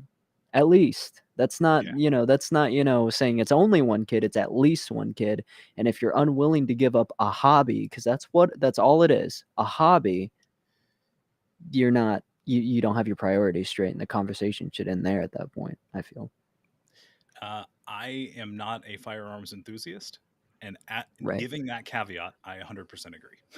I mean, And I like guns. no, and my guest that was on a couple days ago, again, he's a friend of mine. We've known each other for years, but Mm, we don't see eye to eye. He's not far right, but he's on the right side. right.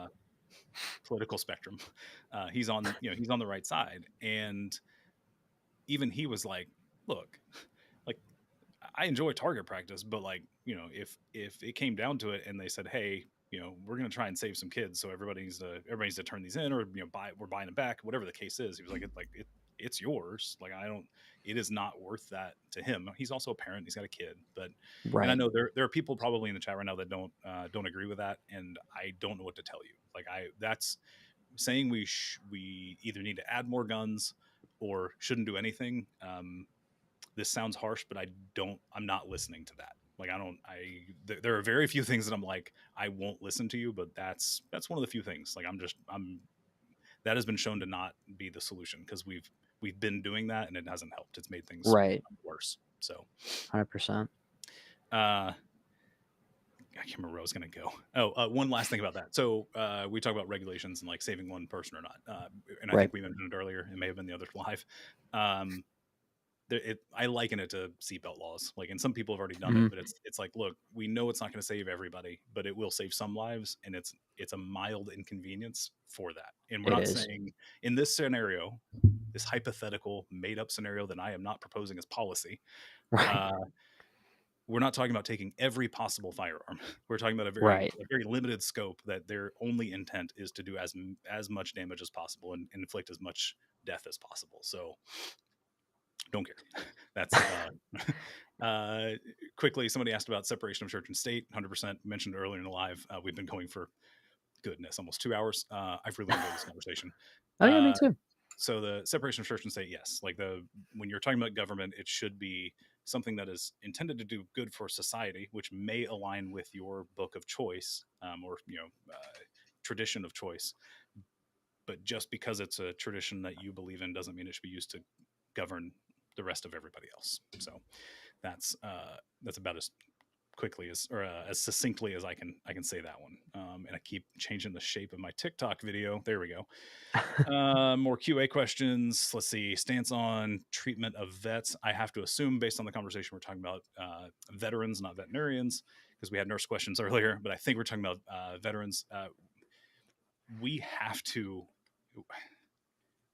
We have to stop discarding veterans. Like I don't think we're doing it as a state that I'm aware of because that's a whole federal program. Unless we're talking about maybe the National Guard, but I don't think we if I'm not aware of something we're doing as a state to veterans, please let me know. That's something I'm not super familiar with. And Nathan, if your dad has any insight into that, let me know. I don't think our state's doing anything problematic that I'm aware of. I could be wrong, and if I am, please tell me. But that is not something I'm super aware of. I haven't Outside of, heard anything specifically about it. yeah, I mean, federally, yes, like we Yeah. treat them horribly. We literally we get them when they're young, and typically in situations where they are trying to avoid a worse situation, so they enroll to either get education or healthcare or uh, just money in general, and we send them off to war because we've only not been at war for 20 years out of our country's history, and if they make it back, they typically end up homeless. So uh, not all the time, but it's way more than, well, nobody should be homeless, but uh, way more than it It's should be. So definitely more on the side of a federal and societal structure. Sorry, my dog is freaking out yeah, up there. Um, from a federal and societal standpoint than it is locally in Alabama. But I yeah, mean, if it gets to that point, I definitely, have a bigger conversation. yep. Yeah. So I hope that, I mean, it's kind of it feels like kind of a cop out question, but like I don't know that Alabama does anything worse than the federal government does. Statewide food supply for kids and children healthcare. So that goes back to our expansion of Medicaid, at least on the child healthcare bit. 100%. We need to get everybody access to healthcare. Like I don't. It is infuriating to me that this is going to get on a slight tangent, but we you have no choice what conditions you're born into. Like that is not your parents, their socioeconomic status, what city, what state, doesn't matter. You're born into something that you have no control over. And the fact that we allow that situation to guide whether or not people live is uh, reprehensible to me. I think is the right word. Abhorrent. I like that word a lot, so I try not to use it. I try not to overuse it, but it's bad. Like you how can anyone justify, well, your parents are poor, so that sucks for you. You don't get all your teeth. Like it just Right. sucks for you. It's like we have the ability to take care of everybody. Like we do. Right. People don't like to think we do, but we do. Um, we have to get together and figure out how to actually make it work. But it it's doable.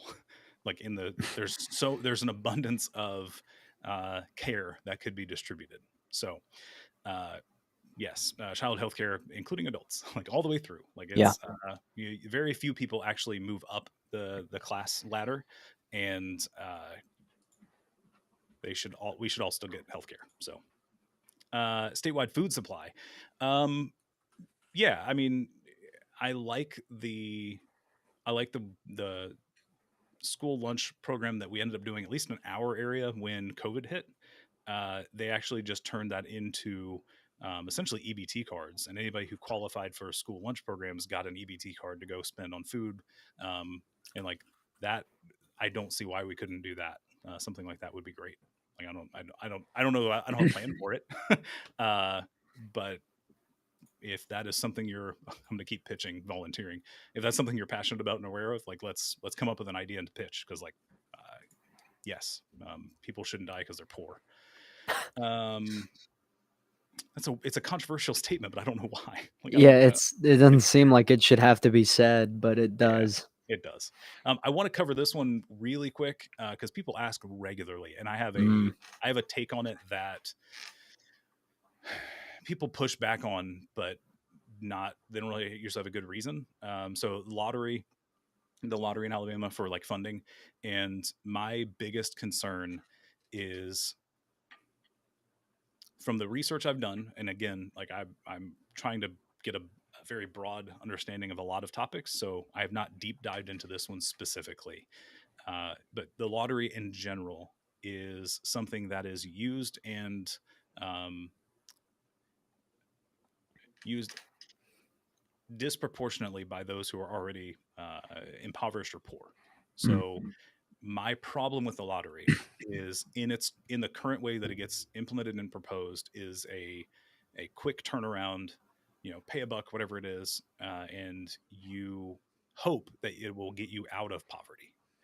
And to put Right. that in place to help fund education, which is underfunded, the problem for me is that the underfunding is the people who are going to be buying the tickets typically. And, Yeah. I get that there's exceptions, but my problem is you're now asking for the people who are already impoverished to pay for their education that other people are getting a better education with some of that same funding.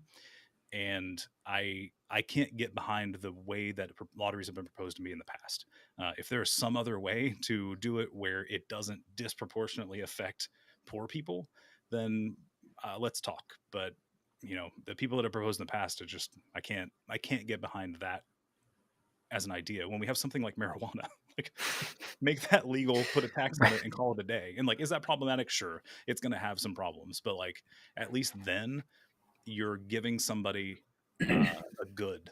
It's not a pipe dream that they may get out of poverty. It's you're giving them some type of health care, something that Right. uh, they can alleviate some symptoms, whatever they are. So One of your TikTok commenters on here, I'm on your live, by the way, oh just so I sweet, can be yeah, proactive with what they're saying and see what's going appreciate it. on.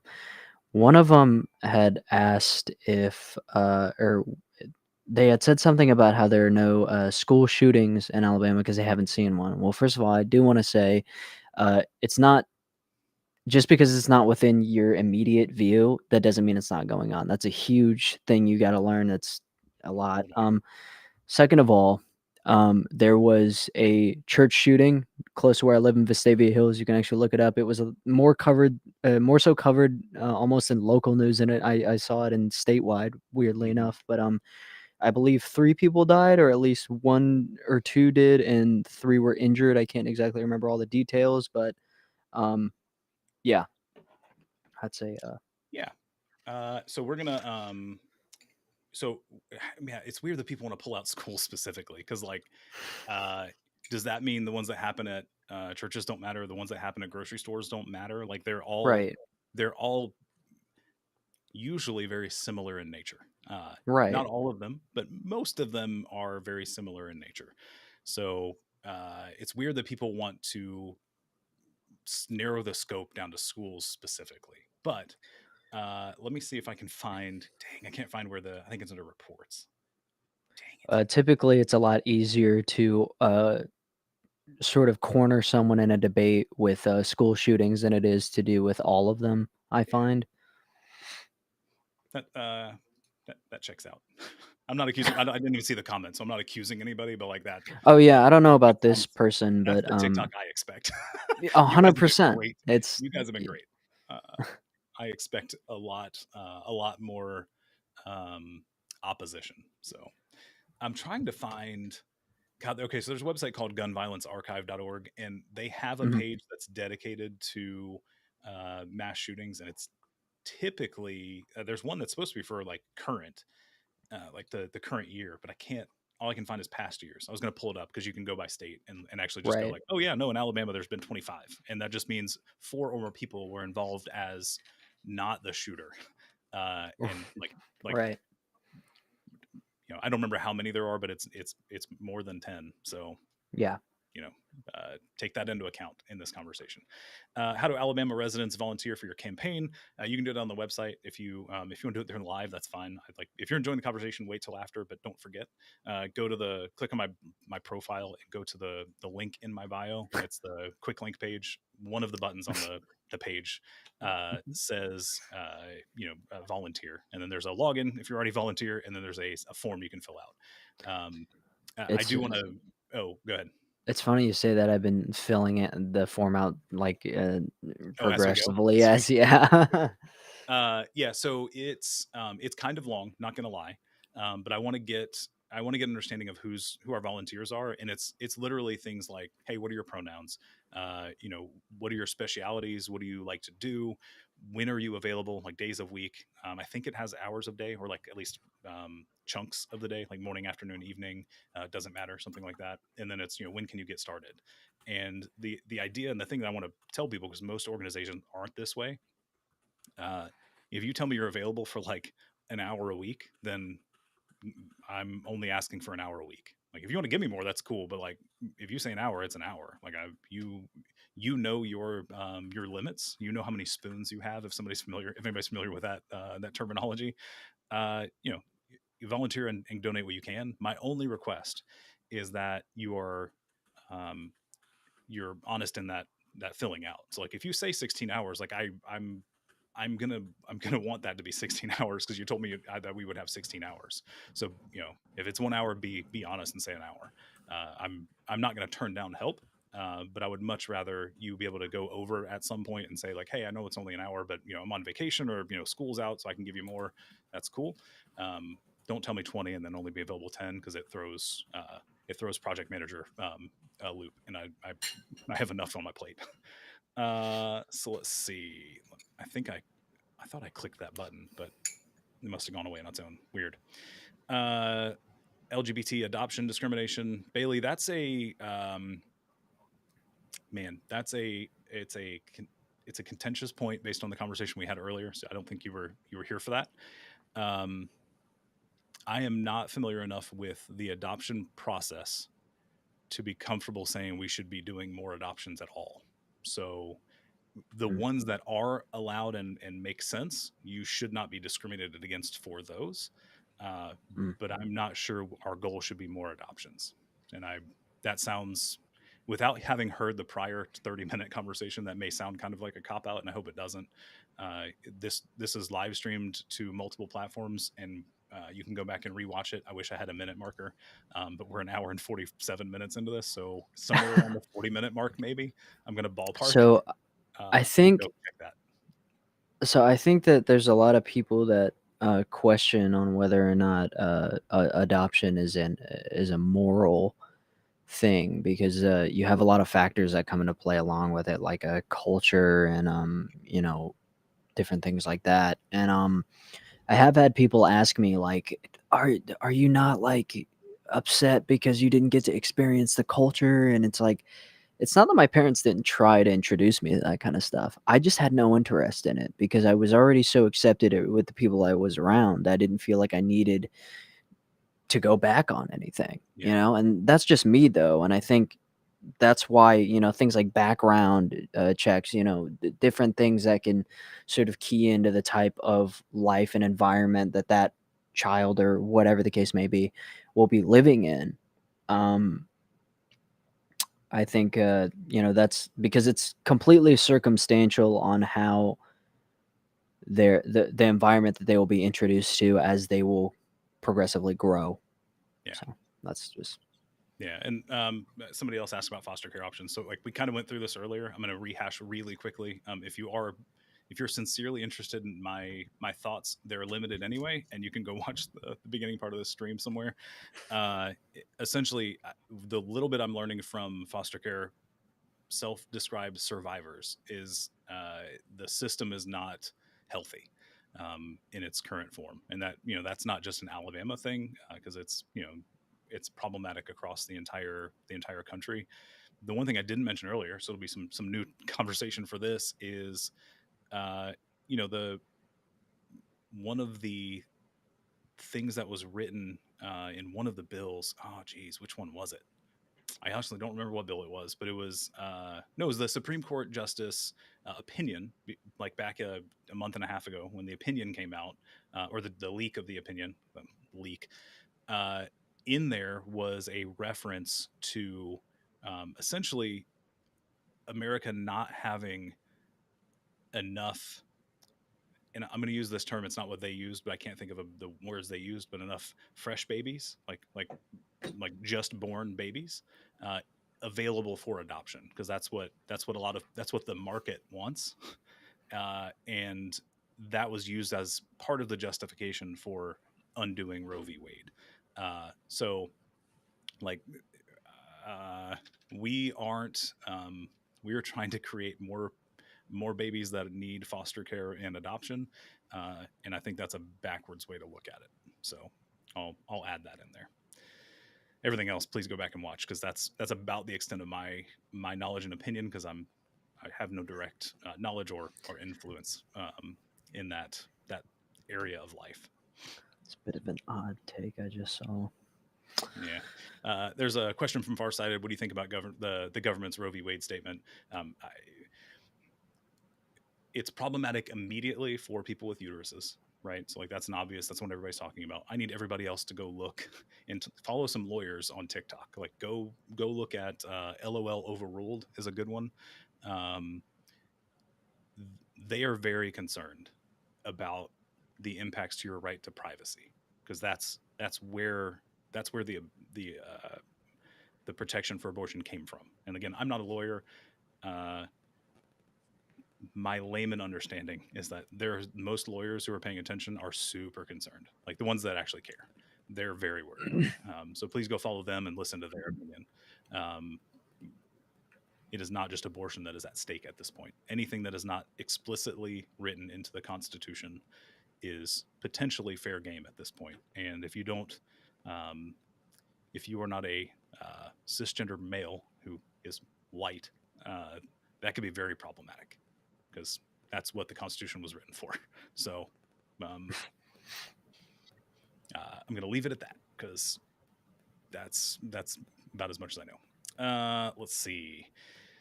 Where do I vote and when? Where? I can't tell you. That depends on your address.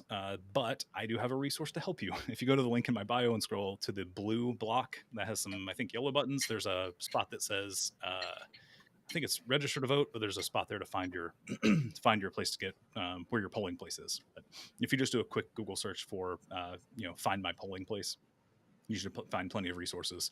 Use the one that is from the state. I am rarely going to tell you to trust the state at this point, but literally they're the ones who have to tell you where to go to vote. So use their website and do that the day you go vote. Sometimes those polling locations magically change. So make sure you do that before you go. I don't know how often it happens in our state, but that does happen. When, though, I can tell you is November 8th. So answered that one. Let's go into some other questions. Any plans on state education improvement? Yeah, we talked about it a little bit earlier. Brief recap. Funding is the biggest thing. We have to get the funding equitable first because at least per our own report cards internally as a state, most of the teachers that are there have relevant and high-level degrees.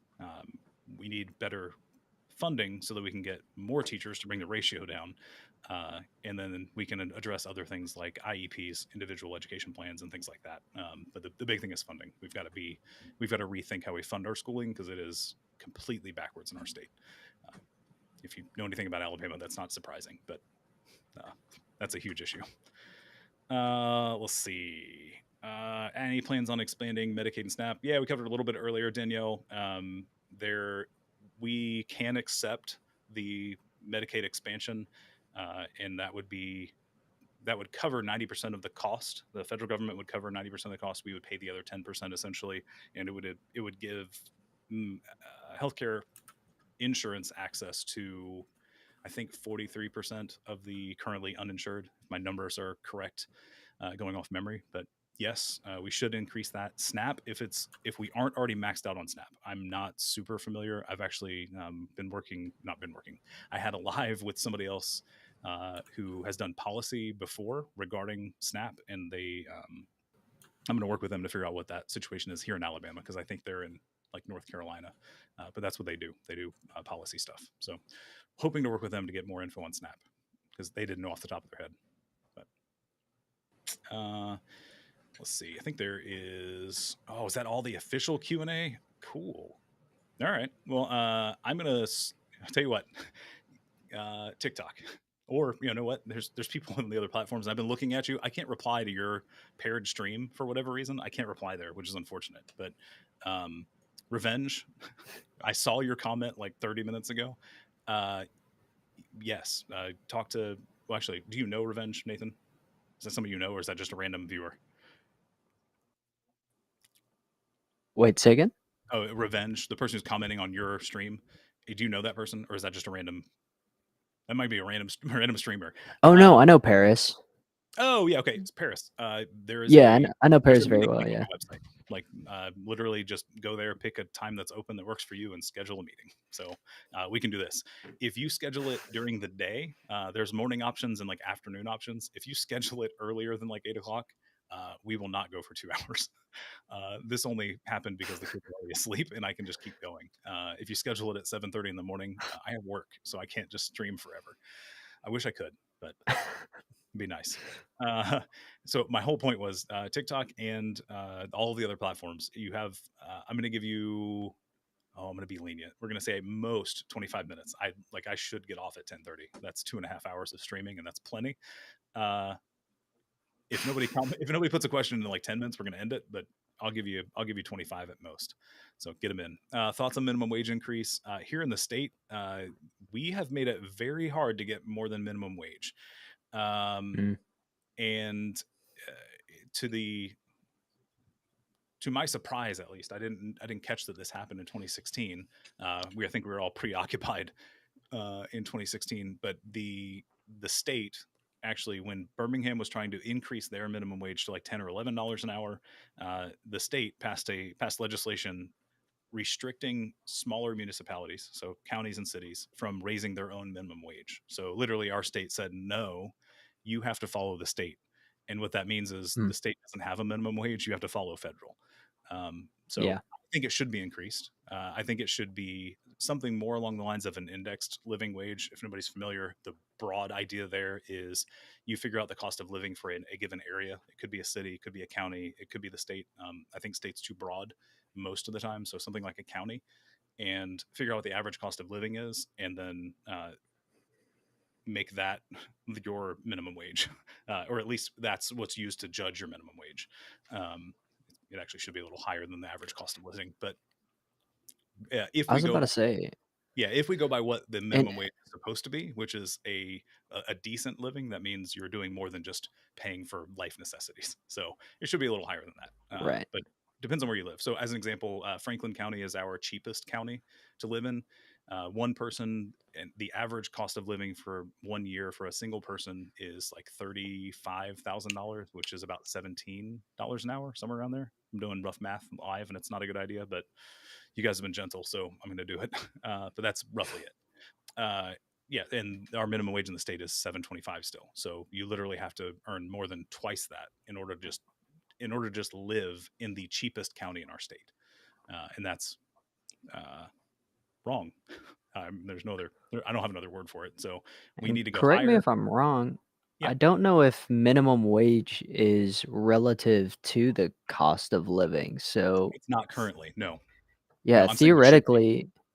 theoretically, you could be like living in downtown Birmingham or something and making whatever minimum wage is, and it wouldn't even come 725. close Well, to, I take it back. yeah, It's 725 if you're not in the services industry, because then it can be 213 an hour and you live off of tips. But right. it has its own problematic history. So uh,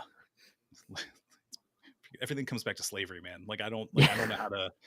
Everybody's like, people who haven't actually thought about it critically. They're always like, people always keep talking about slavery. It's like, yeah, because like It's real.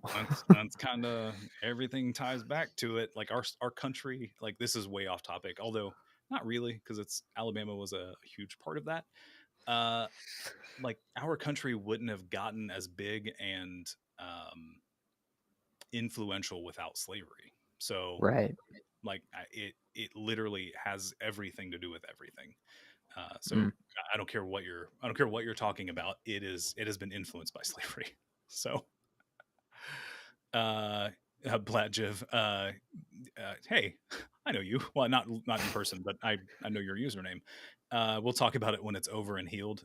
There is a great quote by Malcolm X, and it is essentially, healing is not when you stab somebody in the back and pull the knife out halfway. It's not even when you pull the knife out all the way. It's when you pull the knife out of the way and then like heal the wound. Like, Right. we're not doing anywhere near healing. Like, we haven't talked about it. So in Of fact, course. Yeah. our state's actively trying to keep people from talking about it. We banned critical race theory And when from it wasn't teaching even, like the yeah, gruesome details. when it wasn't even taught in the first place. So Right. whatever. Let's see. Somebody, hold on. As a student in North Alabama, last semester I had to work 2 jobs, one serving tables, one through my university. Still struggle to get by. Would you be able to set up a state minimum wage? Can I, not through non-creative measures. I'll say it that way. The normal way you would do that is the legislature. Like we Mm. everything goes through our constitution. Like people don't understand our constitution in Alabama, and then I'll get to some of the questions because people are putting them in. But uh, our state constitution is the longest active constitution in the industrialized world, like if not the entire world. And by longest, I mean like wordage. Like we have Mm. the longest, most verbose constitution, including the 977 amendments in the world. And we, for a place that the average populace likes to say they believe in small government, um, Mhm. our our constitution is used to regulate things like salaries for state officials in like that's at like the state or the city level. Like Right. that's an amendment to the constitution. Like so if we want to pay somebody more that's at in an office, a position of public office, we now have to get the entire, well, not the entire state because it's local, they have to vote for it, but like we have to put it on a ballot for them to vote on. And I'm like, Right. those get put on ballots typically when it's not the general election, it's put on like the primary election, so like 24% of people show up in the first place. Like it's so backwards how we do things. And like Mm. can I do it, Rob? No, I can't. Not in a lasting way. There's some creative ways we could prove a point, but um, I'm hoping it doesn't come to that. I've got some ideas, but again, I said it earlier in the chat or in the live. I try not to say those publicly because I want those to be a surprise. Because there's some fun things we could do, but it's what's the quote from Iron Man 3 with the Mandarin, right? He was like, "They'll never see me coming." Like Yeah. that's what we're gonna try to pull off. Mm. Shay the best. Any future TikTok lives to take on more questions all the time. If this little background doesn't say campaign meeting, please ask questions. If it says campaign meeting, we're actively trying to like stay on task and talk about a thing. So it's either policy or strategy or field operations. Those are the three that we're doing and trying to encompass everything into those right now. But if it doesn't say that, then ask questions. And if you want to do one of these, there's a meeting link. That's how Nathan scheduled this. We don't know each other. Just go on my website, go to the meet link, and schedule a meeting. I will warn you, I've limited that to do 3 per day because otherwise, there's 25 people in this chat right now here, and then there's more in other platforms. And like if everybody went to go schedule something, that would not end well. I would lose my sanity, and it would not end well as a family relationship either. So. But be kind, but schedule a meeting. Let's do it. Opinion on military industrial complex. I mean, there's not a whole lot I can do here in the state outside of stop using prison slave labor to make stuff for the DoD. like Right. like we make their Kevlar. Like oh my Yeah. gosh, we're gonna go on a rant. We pay incarcerated individuals 15 to 25 cents an hour to make Kevlar, like for the DoD, among other things. But you know, that's our state for you. So no, I'm not a huge fan of the military industrial complex. You want to talk about being green? And it's nothing against the active or veterans. Like those are people who made a decision to better themselves. I have no Right. beef against the people who chose to join, but the system is Yeah. problematic. It's similar to It, the prison system. Like I understand there are people that have joined up to work there because they pay really well. Like I mean, you put up with like you have life-threatening situations every day if you work in the Department of Corrections. Like that mm. is a known thing. That's why we're being investigated by the Department of Justice. Like it's not a good place to work, but people are still going there because they pay much better than anywhere else. Like starting pay is like $32,000 a year. Like just like you show up and it's like $32,000 a year, and it goes up from there. Right. And because they're so short staffed, they have to pay ridiculous amounts of overtime because they don't have enough staff. So like Mm. I'm not saying you should go do this. Like this is not this is not a good move because it's a very dangerous place. But like you can get paid a very good not fee, a very good wage. If you go look up, I don't remember the dude's name. There was a guy who made news a couple years ago because he was working at a facility that was super short staffed, and he worked so much overtime that he made like, I'm going to throw out a number. Please don't hold it against me, but it was something like $150,000 a year. Like, Mm. like he's supposed to be making like 45. He worked so much overtime that he made a ridiculous amount. He made more money, if that number is correct. He made more money than the governor would be.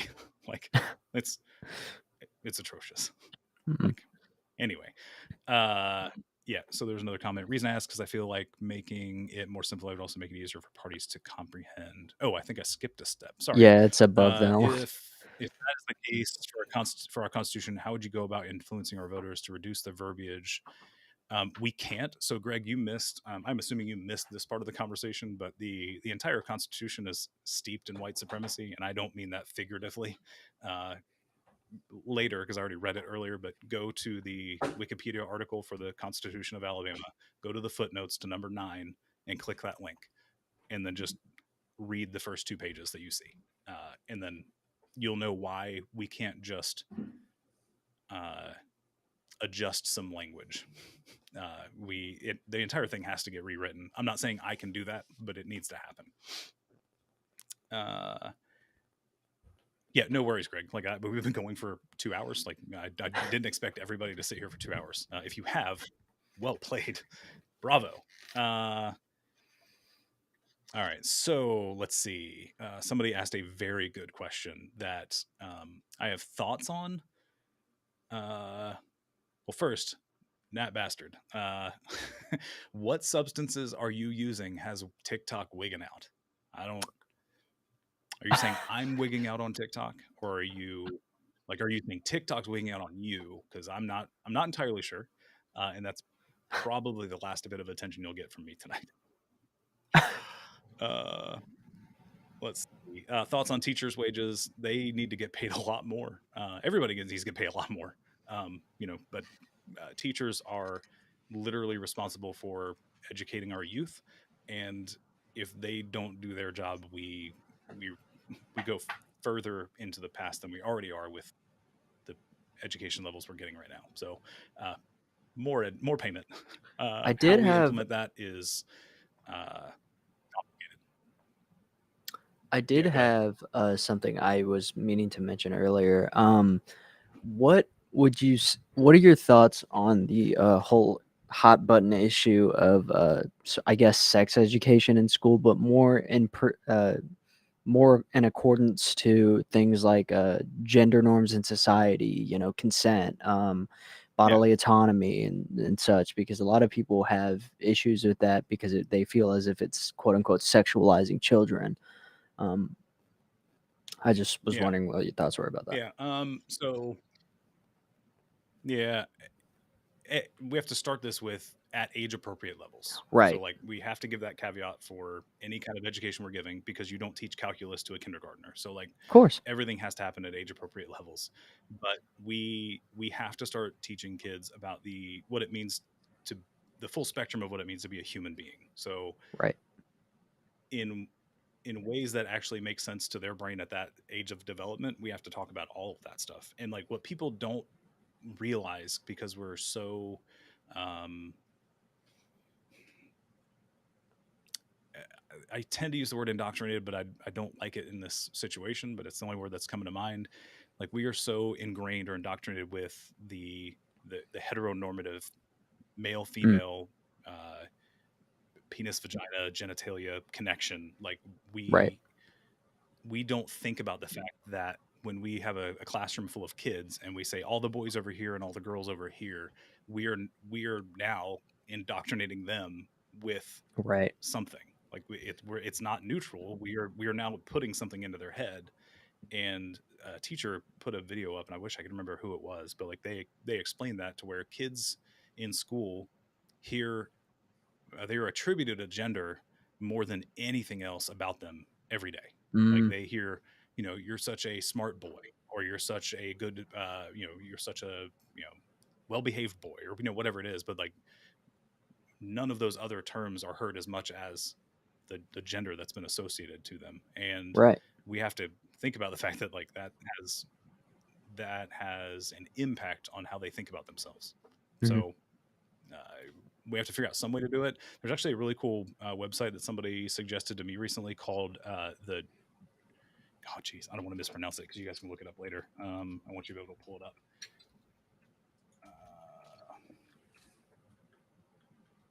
Yeah, so it's called genderbread.org, and it's literally just a gingerbread shape, and it goes through the various aspects of the hot button issues, so to speak, and kind of gives a visual that is non-sexualizing, that just kind of says like, hey, this is your identity, this is your expression, what you have in your pants is your actual sex, and then Right. your heart is your attraction level, right? And it just kind of Mm. does an age appropriate explanation of like where different pieces are that you can talk to your kids about, or even Mm. adults who are having a hard time comprehending the differences. But like I have no problem teaching. I have no problem talking to kids about that at an age appropriate level. Just like I've taught my kids their appropriate anatomical words for their body parts, so that there is no confusion. Like if something weird happens, there's no daddy, somebody touched my some other weird word that could mean something else. It's like, no, like they just used the word penis, and like I know that's what they meant. Like there is no, we don't call Right. that anything else. Like that's what they were talking about. And Well, in a court setting, that could be very important because um, if a child were to say, "Oh, this person touched my whatever," right, whatever terminology used to put in place of the actual autonomy of what it is, right, um, that could be considered like hearsay or whatever you want to call it, right? That yeah, could be a huge hole in that court case that yeah, could lead to that person walking out free with like, no oh no, that punishment. 6-year-old meant one of the phrases kids I've heard of kids using is and it's females, but pocketbook. Mm, Like that's a phrase they've used for their genitalia, and I'm like, mm. A, that's weird, but B, Yeah. man, like like if that kid went to go report that to a teacher, like that's not a like oh wow, like you should tell them not to do that again, like and like just move upon your Right. day. Like that wouldn't Yeah. that wouldn't be a cause for alarm. Like that would just be a Right. weird thing a kid said. And like, Right. whether or not they should look into it further is, they probably should. If a kid's upset and said that somebody did something they didn't like, you should probably get to the bottom of it. But like, I realize that it's real life and teachers' lives are busy because we don't pay them enough and they're overworked. But Right. anyway, A really uh, great organization for that actually works with a lot of the LGBTQ plus community in Birmingham specifically is Magic City. yeah, Um, Magic City Acceptance Academy, right? yes. Yeah, yeah. Somebody Did actually just asked about that. I don't know if you were reading through TikTok or not, but that's Oh, one I of the Q&A wasn't. questions. Okay, cool. No, that's Yeah. one of the ones that came up. So, I mean, I know very little of them other than the atrocity that happened when Tim James was running and used their students' photos in his ad to attack them. Outside of Mm, that, I don't know a lot about the academy specifically. I support everything that I've seen about them, mm. but I don't know a whole lot about it. So, Parmer, Uh, sorry. from what I've seen, it's become something really honestly very resourceful for people that aren't even within that community. I mean, one could argue I'm not part of that community. I consider myself labeled in terms of my or unlabeled in terms of my sexual orientation. But one could say I'm not considered a part of that. But I can go to counseling there to get Yeah, therapy. I can, and my it's brother Hugo is trans, and our whole family can get education on what we can do to assist him and with hormonal treatment and whatnot. It's got a yeah, lot of great my resources. my understanding that it wasn't even, man, see now I'm speaking out of turn, so like if somebody knows, you can, I guess, put it in the chat. But my understanding, it wasn't created for the LGBT community specifically. It was meant to be a, Mm, a place that anybody who is not accepted in society, so it could be, mm, let's just say it's disability related or something else. Like that was my understanding, at least. It just, they happened to get attacked by a governor candidate in their ads for that Mm. one aspect of their academy, and that's atrocious is a good word. Like, and you guys don't have to send me gifts. Like, I appreciate it, but I don't know what to do with those. I have to report donations, and I don't know how to report those things, so they just sit in a bucket. If you enjoy doing it, please do, but like, you don't have to. I try to turn off gifts when I go live because I don't plan on using them because I don't even know how to report that. You have to report donations, and it's like they want line item. Well, if it's over $100, they want line item, and I have no way of knowing who Oh, you it are. it comes out in cents in Yeah, terms well, no, of I just the. like I don't even know how to report like Oh I don't yeah, know if there I TikTok. don't know if there Yes. is a I don't know if there is a report of like user X donated, 13 cents. Right. Like I don't know. I would just have to say, this month TikTok gave me $50 and Yeah. hope that the state doesn't attack me for it, which I wouldn't put it past them. So Right. uh, I'm just I don't know what to do with that money. I don't know. If any lawyers are in here, please help me because I don't know what to do with it because I keep forgetting to turn it off. That's just going to sit in a bucket till later. Let's see. This is actually a really good and pertinent question because I made a video kind of about it. Ooh. I drafted it a month ago and then forgot to post it and then saw it in my drafts this morning, so I posted it. And future plans for rent control. This one is something that most people don't want to hear, but our government has a way to uh, force public good. It's something called eminent domain, and if necessary, we can use that. I don't want to because I understand that people like their property, but eminent domain literally is the government, whether it's state or federal, saying that land isn't yours anymore. We're paying you what it's worth ish, like on a market, like a broad market level. We're paying you what it's worth, and it's ours now to do what we want. And that happens regularly. That's how roads get expanded. Like they go, hey, we have to build a highway. That your front yard is 50 feet shorter now. Here's X amount of dollars. We're building a road, and it's not that simple. Don't get me wrong, but it's very broad in its scope. So we could do something like that if it's necessary, hoping that it doesn't come to that. But like currently, the reason I bring that up is currently the real estate market is being exploited by companies and hedge funds. And if you're not aware of this, please go look it up because that is why everything's going up. There are companies purchasing houses, which causes the supply to go down, which means they can jack up their prices, and they are Right. doing it artificially. Like they don't have to. So for instance, let's say it's an apartment complex, because a house, you could claim that you improved the house and now it's worth more. But let's just use an apartment complex. There are people around the country. I'm looking into our state, so take this with a slight grain of salt. I'm looking at national data currently, but there are people whose rent is increasing 25, 30, 50% in a month, and they essentially are getting notices that's like, hey, here's a new here's your new lease agreement, because your lease is up and your rent's going up by 50% next month, or at the end of your contract, which a month or two, whatever the amount is. And like you literally have no recourse. Like it's your contract's up, so you either pay it or you find somewhere to live. And the problem is that there aren't other places to live that aren't other rentals that might be just as expensive.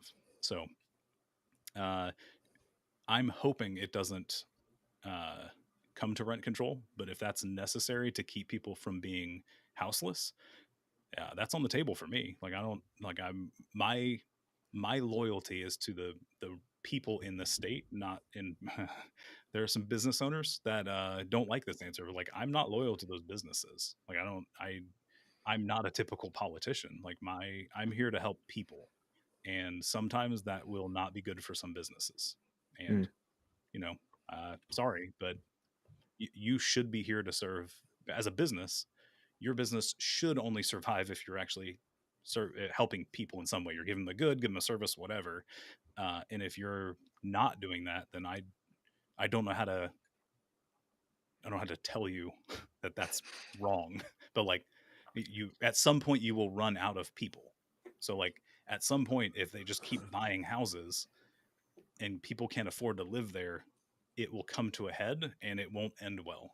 Either they will Right. go out of business because they can't have income, or like, and I'm not advocating for this, but people will revolt. Like at some point, something has to change, something has to give, and right now is not a good time to test people. From what I've seen, I'm okay right where I am. Like I'm okay right now, but there are plenty of people who aren't.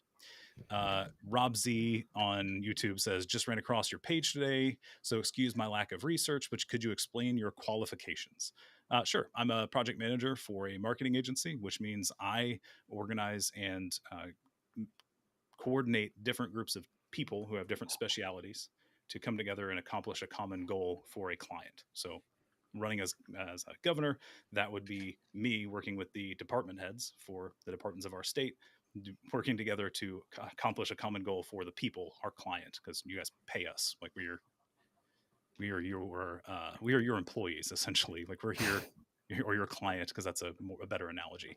That we are here to do what you want as a group. It may not be what all of you want, but as a group, we're here to do what you want. So those would be So my qualifications.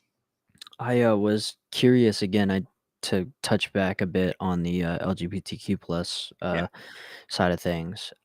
Kay Ivey, I think few months ago, I can't remember the exact timetable in which this was a thing, but she was trying to sort of restrict trans people, or rather kids, I suppose. And when I say kids, I say that very loosely because I obviously don't know, 5, 6, 7 year olds or something, but from getting hormonal treatment Oh no, that's law. below.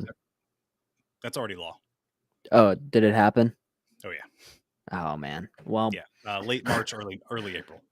Yeah. So okay. Yeah. yeah. So there's two parts to it. The shorter one, which is not less offensive, but it's the shorter of the two bills that were problematic and related to trans kids. Mm, It's essentially a bathroom bill. So if you are in K through 12, the the the students have to use the bathroom that is associated to their assigned gender at birth, and that's now mm. law. From what I, again, if I'm incorrect, please let me know. But that's how I read the law when it was being going through the state house and the Senate, and that happened back in, I think, early to mid-April. And then the second one is the healthcare piece, and that's the one you're talking about. So Mm. essentially, um, it is it is now illegal for any medical professional to give physical healthcare that is gender affirming to any youth, uh, with an exception. And this is the part that they tell on themselves. The original bill didn't give any exceptions. And like a day or two later, they amended it to add circumcision. Wow. Because they were like, "Oh, we forgot about the dudes. Right. We should, we gotta allow that. Like, we can't not, even though there's no medical backing for why that's necessary. Whatever. Right. None of the stuff that's coming out of our state is backed by real science. Right. Anyway, so it's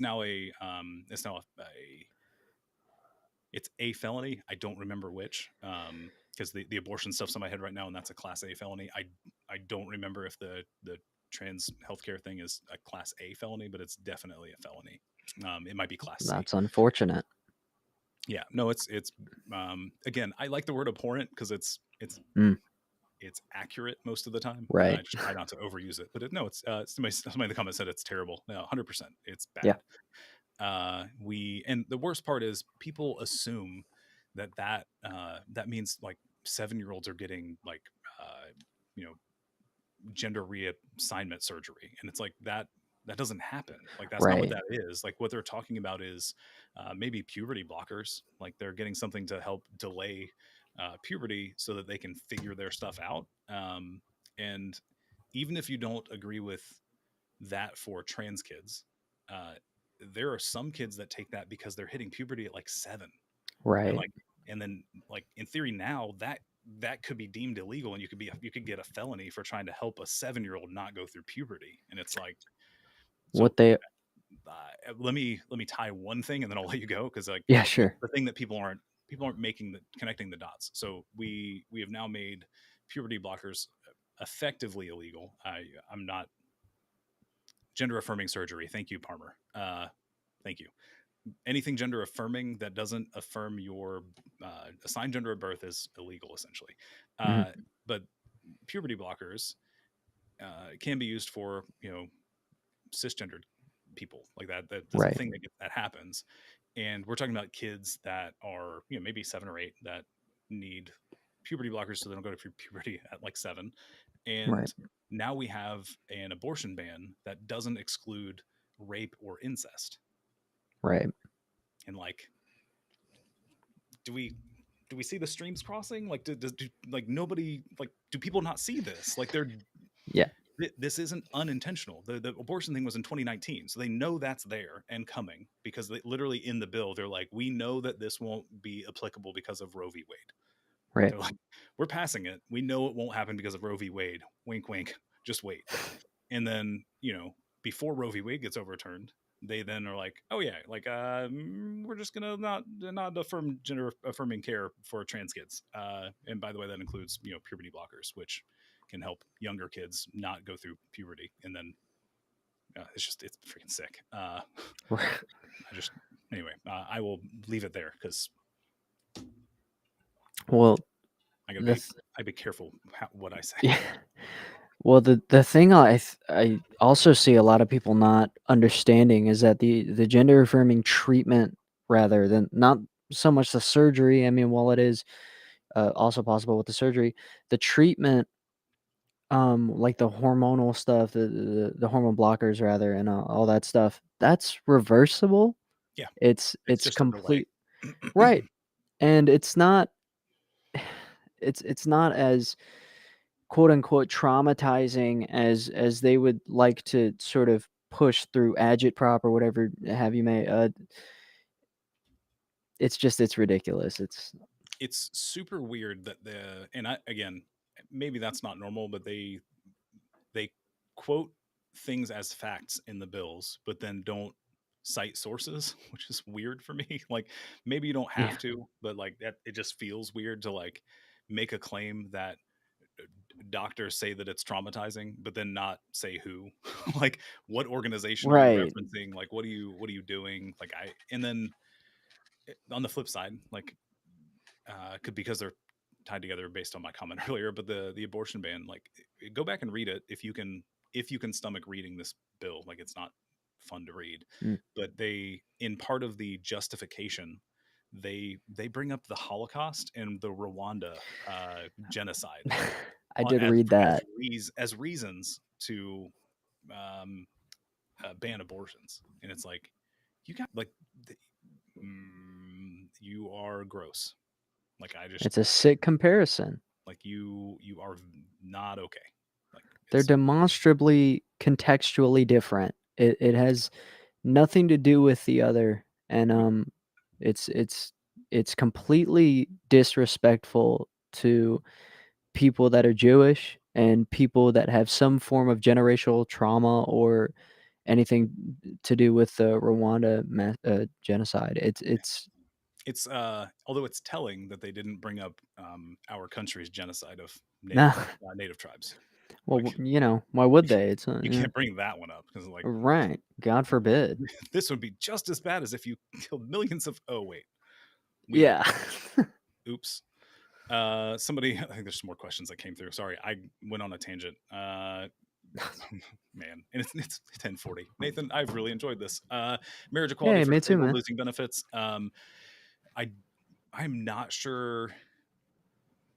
I'm not sure how much control we have that as a state, because that is something really good to look into. I'm aware that it's a problem.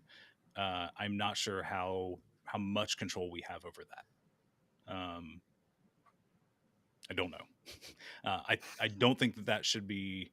I don't think that should be a thing. So the problem people are talking about here is if you get married and you're on disability, you then lose your ability to collect disability payments like SSI and things like that. And even if you're not, if you don't, even if you don't have a spouse, there's a max on how much you can both earn but also have in I don't want to use the term savings because it's not even that. It's like capital. Like it's everything that you own. You're not allowed to have more than, I think it's like $2,000. I'm ballparking on that. So if it's wrong, let me know. But it's purposefully reciprocal. Like you're on disability to help you out, but if it's a temporary thing, you can't get out of it because you're not allowed to save up enough to get off of it. Like it's a really sick system, and that's not just a state thing. That's across the country. So I'm not sure how much our state can control it. But please use the feedback form on my website to put that in, so I don't forget to look into it. Because I will. And if it's something you're passionate about, volunteer and help me figure it out, because I don't have the answer. Somebody mentioned that Ivy's prison bond is on the market tomorrow. Jeez, I did not know that was happening tomorrow. I thought that was. God, what's that? Is that really tomorrow? Hold on. That's talk about on topic. Not for the current topic, but for me. So we're gonna say Alabama prison bonds, 2022, and let's see what pulls up. Yeah. Well, groups oppose it, and that actually was today. People were there opposing things as of today. So that may have been, maybe they were preemptively protesting. And that's U.S. News. That's an all right source, I guess. Let's see. Communities Not Prisons Coalition, fantastic name. Group formed to oppose the construction. Other organizations issued statements on Monday opposing the looming bond sale. Yep. Expected to go on the market on Tuesday. How do I feel about it? No. Like that we shouldn't be building more prisons currently. We should be finding ways to put less people in prison. And I don't mean letting murderers go, in case anybody wants to try and go there. That's not what I mean. I mean, we should putting the 66% of admissions that we roughly have every year that are for poverty-related crimes. We should stop doing that. Oh my gosh, are you in Ella? Are you in that? Are you in that coalition? Fantastic. Please, you know what? I just followed you. Please, mutuals, let's get in touch, because you are on. We need to talk. All right. So a bit off topic. How about Mary Miller calling Roe v. Wade getting overturned a victory for white life? Yeah, I reposted that one. I mean, like, that's on point. Like that sounds about white. yeah. Ella, shameless plug away. Like, yes, thank you for bringing that up. And for real, I just sent you a friend request, and if you haven't already, please mutual so we can discuss later. And fill out a meeting request on my website. We can have a chat. And if you don't want to do it publicly because of restrictions of the coalition, we can do it privately. Or if you don't do it publicly, we can do one of these. It probably won't be the 3 hours that or 2.5 hours we've just spent with Nathan. I'm keeping an eye on it. I was supposed to end 15 minutes ago. So I'm going to go through the ones that are already in here. I have 3. Please don't add any more. The oldest one is, will you be joining us for a rally on Sunday? And I believe that's Gabrielle, I think. I am planning on being, or not Sunday, Saturday.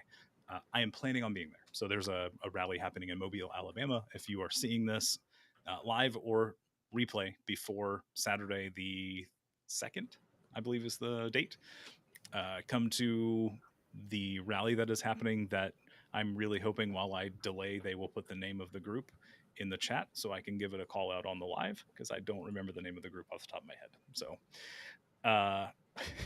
anyway, there's a rally coming up. They're happening all over the place, so look in your area. But if you're in Mobile, come to this one. Put it in the chat and I'll call out the name. Let's see, what made you decide to run? Yeah, I can run through that real quick, and it's hyper relevant to the bond thing that we were just talking about. So October of 2021, Alabama's government as a whole, 2 of the branches at least, I don't think the Supreme Court was or the court system was involved, but they decided to allocate 20% of our COVID relief funds, the federal COVID relief funds that came through, to build new prisons. So that's $400 million that didn't go to the residents of Alabama to help them through the pandemic, that we wanted to build new prisons with. And that didn't sit right with me in general, but then I found out that the excuse that our state gave was loss of revenue. And that was kind of like, what's the phrase that people use, like it's the straw that broke the camel's back, or like that's the, that's the final piece that was like something has to give. So I decided to look into running. Didn't really find anything in my local area, kind of put it on the back burner. Met somebody here on TikTok who convinced me to run for governor because they helped me get started. And then the rest is kind of history, history in the making right now, at least. I'm a guy from Daphne who is tired of no one speaking up, and my life circumstances gave me the opportunity to attempt to make some change. So that's where I'm at. Somebody asked earlier, but I'll reiterate: I'm a project manager for a marketing agency, so I work with smaller groups working together to accomplish a common goal. If you can't make the connection for how that would work in government as a governor, the executive branch of a state, I guess let me know, and we'll expand on that more. But department heads working for the people, pretty straight connection for me. Hope that answered your question well enough. And then we have one more, and then I literally I've got to end it. I've said that for like 2 hours now, but whatever. What about COVID masks and future pandemics? Man, that could go a lot of different ways. Farsighted. I'm not sure where you're going with the question, but I'll give my where my head goes initially. So I don't like having to mandate things to people. I would much rather people have the correct information so they can make informed decisions. That would be ideal for me. The reason I have that perspective is historically informed. So the Tuskegee experiments, I believe is the right term for that, the syphilis experiments that our state did, where we either purposefully infected people with syphilis or found people who had syphilis and then treated them with placebos, even though we had actual medications, and did so to see what syphilis would do long term. And it was supposed to be a short experiment that just continually got expanded. I don't remember the full timeline, but it was not less than 10 years from memory, from what I remember. So our state and country has a history of using certain demographics of people as medical experiments. And I fully understand why some people would not just blindly trust the government to take a vaccine. That said, I think we should do a better job of providing accurate information and combating misinformation.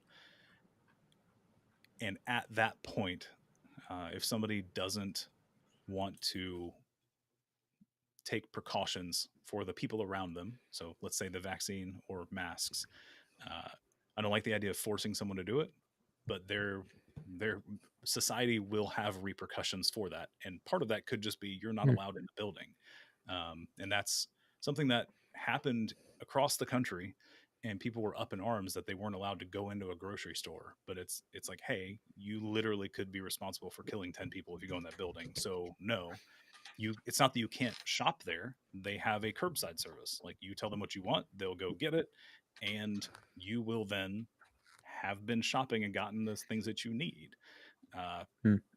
That's that seems like a logical step. uh, is there a point at which things mandate would become necessary? Probably. I would hope that we would not get that far. So there's farsighted. There's about 22,000 people in our state that have died from COVID since it happened. So that's 22,000 too many. Shouldn't have happened. And I don't know if you knew, not to drag this out any longer, but GOP in Texas is actually working on it. It's on their website actually. They believe that the Equal Rights Amendment hasn't been valid since 1997, which is what sort of prevents discrimination against women in like things like the workplace and alike.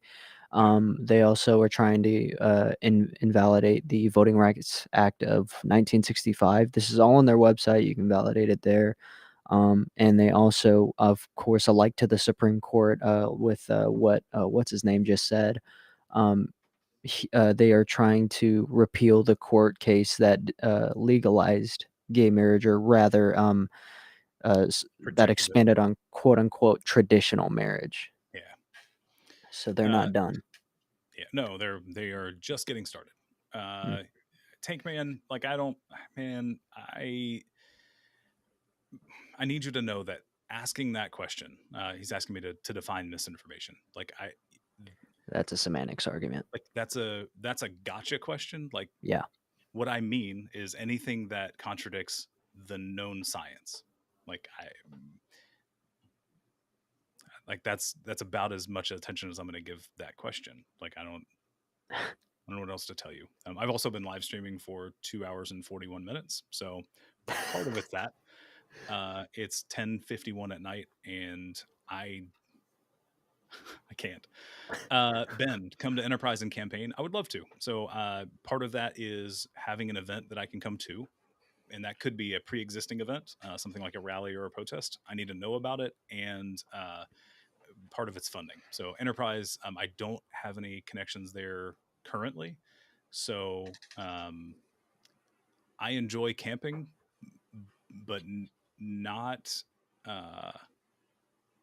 I don't thoroughly enjoy it in the middle of summer, especially if I'm supposed to go campaign in front of people and they want to be near me. It does not end well if I'm camping for more than a day. So yeah, you mean campaign? No, I got you. I what I meant was I need somewhere to stay. So like I need funding to stay at a hotel or something else. I was getting there and kind of got sidetracked, but I would love to come to Enterprise or Op or any of the other smaller areas. The almost said country, the state. We have to line it up ahead of time. So A, there needs to be an event. B, I have to have some funding in order to pay for somewhere to stay, which I have some currently, but I am currently trying to figure out long-term marketing strategies as well. Because one of the big things that I want to do, somebody commented on a video on TikTok, and we were talking about the fact that I'm a write-in campaign and people need to learn how to spell my name. And he was like, the person commented and was like, I mean, you just need to send everybody pencils. I was like, why did you get to think of that? Like, why isn't that something that popped up in my head? Like, I That's mean, a great one. it's gonna be pens, but it's like, oh, geez, that was really good. Like, that was a really That's good good. idea. And they're not terribly expensive, but even at 17 cents a piece, like if we're talking about, I mean, the ideal goal is the 1.4 million people who haven't voted. Like I'm not going to have enough money for 1.4 million pens. Probably not going to happen. I don't have access to the data to know who those people are because the state charges you for those if you're not a Democrat or a Republican. But I still want to do something. So I like finding volunteers who are going to be at major polling locations, right? And setting up a spot 30 feet away from the door, because that's the law, and handing out pens, right? So it's a nice reminder of like, hey, like, don't forget to spell his name. It's right here. And then doing that could be a cool idea, but that costs money. So happy to come. We need funding. So their shameless plug of the night again. There's a link in bio, and there's ways to donate and volunteer. Please go check that out if that is something you can do. If you can't, I fully understand. Society sucks right now, so if you can't donate and you can't volunteer time, I respect that. It's all good. So somebody asked about asking if I had stuff coming up in local rallies, I guess. I hold them? No. I am currently in the middle of reorganizing my campaign team, and we are building that up. And that's why I keep plugging the volunteer form, because we're trying to build up volunteers. If you want to help me schedule an event, like, yes, let's do it. Funding's pretty low, so it needs to be something that we can do, relatively inexpensive, or create a fundraising event. So we could do it as a fundraiser and find some way to do that. But what I am currently doing is trying to find other events, like the one that's happening in Mobile on Saturday, the 2nd, which I don't ever think I saw a name for in the chat again. Go look it up on Facebook. I know it exists there. But I'm trying to take advantage of those local events. Somebody mentioned coming to Huntsville. Again, Huntsville's actually okay. I have some friends in Birmingham. I can stay there and drive up to Huntsville. It's not too terribly long. If you have events, please let me know. And I will do my best to coordinate with those. Give me some time. Don't tell me like 3 days before. That didn't end well last time. I did it, but it was not a fun trip. Let's see. Team Every Colon.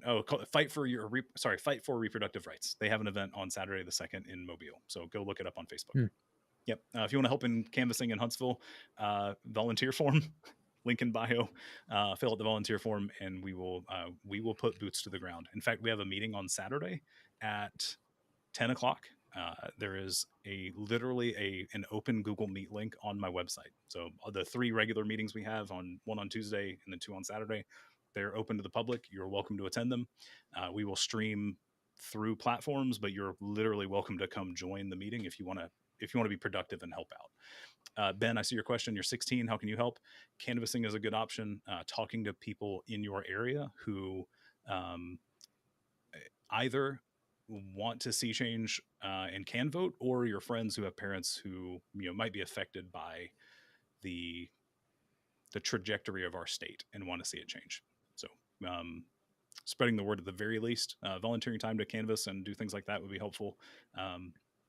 Spreading the word's the big thing right now. People have to know that I exist. So that's brand awareness. It's marketing. So I've got to get my name out to everybody.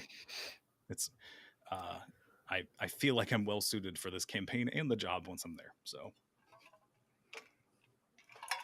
Nathan, it has been a wonderful 2 hours and 46 minutes. I want to thank the 18 people that are still here on TikTok and the 6 people combined across the other platforms that are still hanging out with us this long.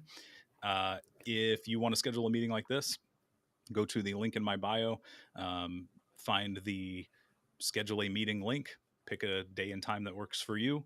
And if you don't have to do it at 7 o'clock in the morning, please don't. But if that's the only time that works for you, I put it there for a reason. I actually have one coming up at 7:30 on Thursday, so that'll be fun. Actually, that one's a TikTok creator, Gilly Shine. If anybody knows who that is, I'll be with Gilly Shine on Thursday morning. So, am I familiar with Etowah County? In name alone, I probably have driven through it at some point, but I couldn't put it on a map off the top of my head. I would happily get more familiar with Etowah County. Please help me find some events to go to. And before we leave, that literally could be, if we're talking about like a small city, find a local business owner that would like to see a more progressive state, and let's host a meet and greet situation where maybe we have a big event and we don't necessarily sell tickets, but we could do show up to the event and get $1 off your meal or something weird like that, where it brings attention to the restaurant, and we can all get together and hang out and have a discussion like this in person. Happy to do that, but I need help scheduling those because I can't do that alone. And I don't know all those businesses, right? So the people in the communities have to know the businesses that would be willing to do something like that, rather than me and my team, people from Daphne and Mobile, calling people in Etowah County and going "Hey, Joe's Hot Dog Shack. Do you want to host an event with an independent candidate?" Who knows? So Etowah County Democratic Women's Committee is having a unity picnic tomorrow. Tomorrow at 5:30. That is not going to happen. Sorry. So I still have a day job. I'm not a traditional politician. I can't just do that. I have a policy meeting at 7 o'clock tomorrow, so I definitely can't dip out on that. But give me a little bit more notice and we can rearrange stuff. The policy meeting could be rearranged, but not the day before. That would not be fair to the people who have planned it on attending. So, yep. Tabitha, glad you found me. Follow me on TikTok. Follow me on other platforms if you want. I'm on the ones that are listed here. I'm all on those as well, and these streams go to all of those. So pick your favorite platform. Some people don't like TikTok because they get addicted to it. They do the zombie scrolling till the middle of the night. But if you're here, this is where most of my content goes. I usually take it from here and put it on other places because this is where I get most engagement. Noty, I think is Noity Notai. I don't know how to pronounce your username. Sorry. Please go rewatch one of the 3 times we've talked about that in this stream. And I wish I could tell you the timeline, but we've got to fix it. I don't have a proposal. That's the short and sweet. Too many people die, and we've got to change it. How do you sign up for an email how do you sign? hold on, Ben. I'm trying to make sense of the sentence. Have I signed up for an email campaign? I mean, I have a MailChimp set up. It's on the website. I do not blast people as much as I should. I'll say that. If you're a copywriter, I would love to see you on the team.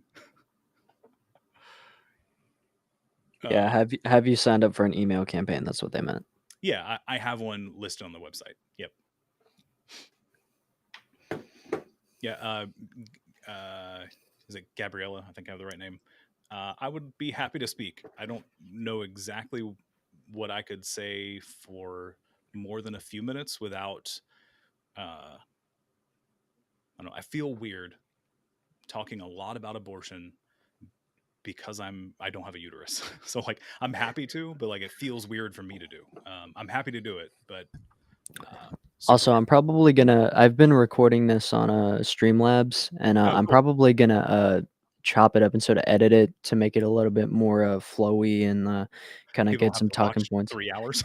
Right? Yeah. Yeah. It gets a little bit more comprehensive. So, I have a TikTok. It's Freak Lucy. I'll probably do updates there, or you could hit me up on Instagram. I don't know how Yeah. to do all that. Well, I have you have my email, right? Yes. Yeah. Yes. That's tied to a Google account technically, so you could Cool. do Drive or something like that. I'll totally. Yeah. If it's not too big, you can use WeTransfer. Man, we're getting I love nerdy. But WeTransfer. Yeah. yeah, you could do WeTransfer, or if it's on Google and you have enough storage for it, just put it on Drive and send me a link. Sounds good. Yeah. Cool. Dr. Stove, I think. Are we able to instate a citizen review board for police? I don't know. That's actually a really good question. Will you do me a favor and go to the website and use the feedback form and just say, "Hey, saw you on TikTok. Look into this," and we'll put it in the list because that's actually not a bad idea. It's a whole other topic that we do not need to get on, but we have to fix that too. So I don't want to use a phrase that everybody likes to use because it's very contentious. But anyway. If you know, you know. If you don't, then you'll figure it out one day. I think there's a question sitting in the box, and if it's quick, I'll answer it. It's yours, Dr. Soph. Yep. I'll look into it. Please, the contact form or feedback form. Sorry. All right. Y'all have a good night. I'm going to end it because it's past 11 o'clock. Nathan, for real, For sure, thank man. you for this. Yeah, of Any course. help you Thank can get, you. thoroughly appreciate it. Anybody who wants to, volunteering, donating, and engagement are the name of the game currently. So Well, I'm definitely gonna volunteer. I appreciate your time, man. Really, I learned a lot about you, and you definitely earned the vote from me and voters' confidence in general. I wasn't gonna vote at all, but I appreciate you a lot. So, and I'll spread the word as well. So awesome. I appreciate it. And Greg, of whatever course, you Max. said on my platform, you said it. I guess I didn't. Don't worry about it. At some point, it has to come to a head, so we'll deal with it later. But I'm cautious with my words. Y'all have a good night. TikTok, we Hey. should be ending. They're done, and then everybody else, all the other streams, we're about to end that. Nathan, you can hang on for a second if you want.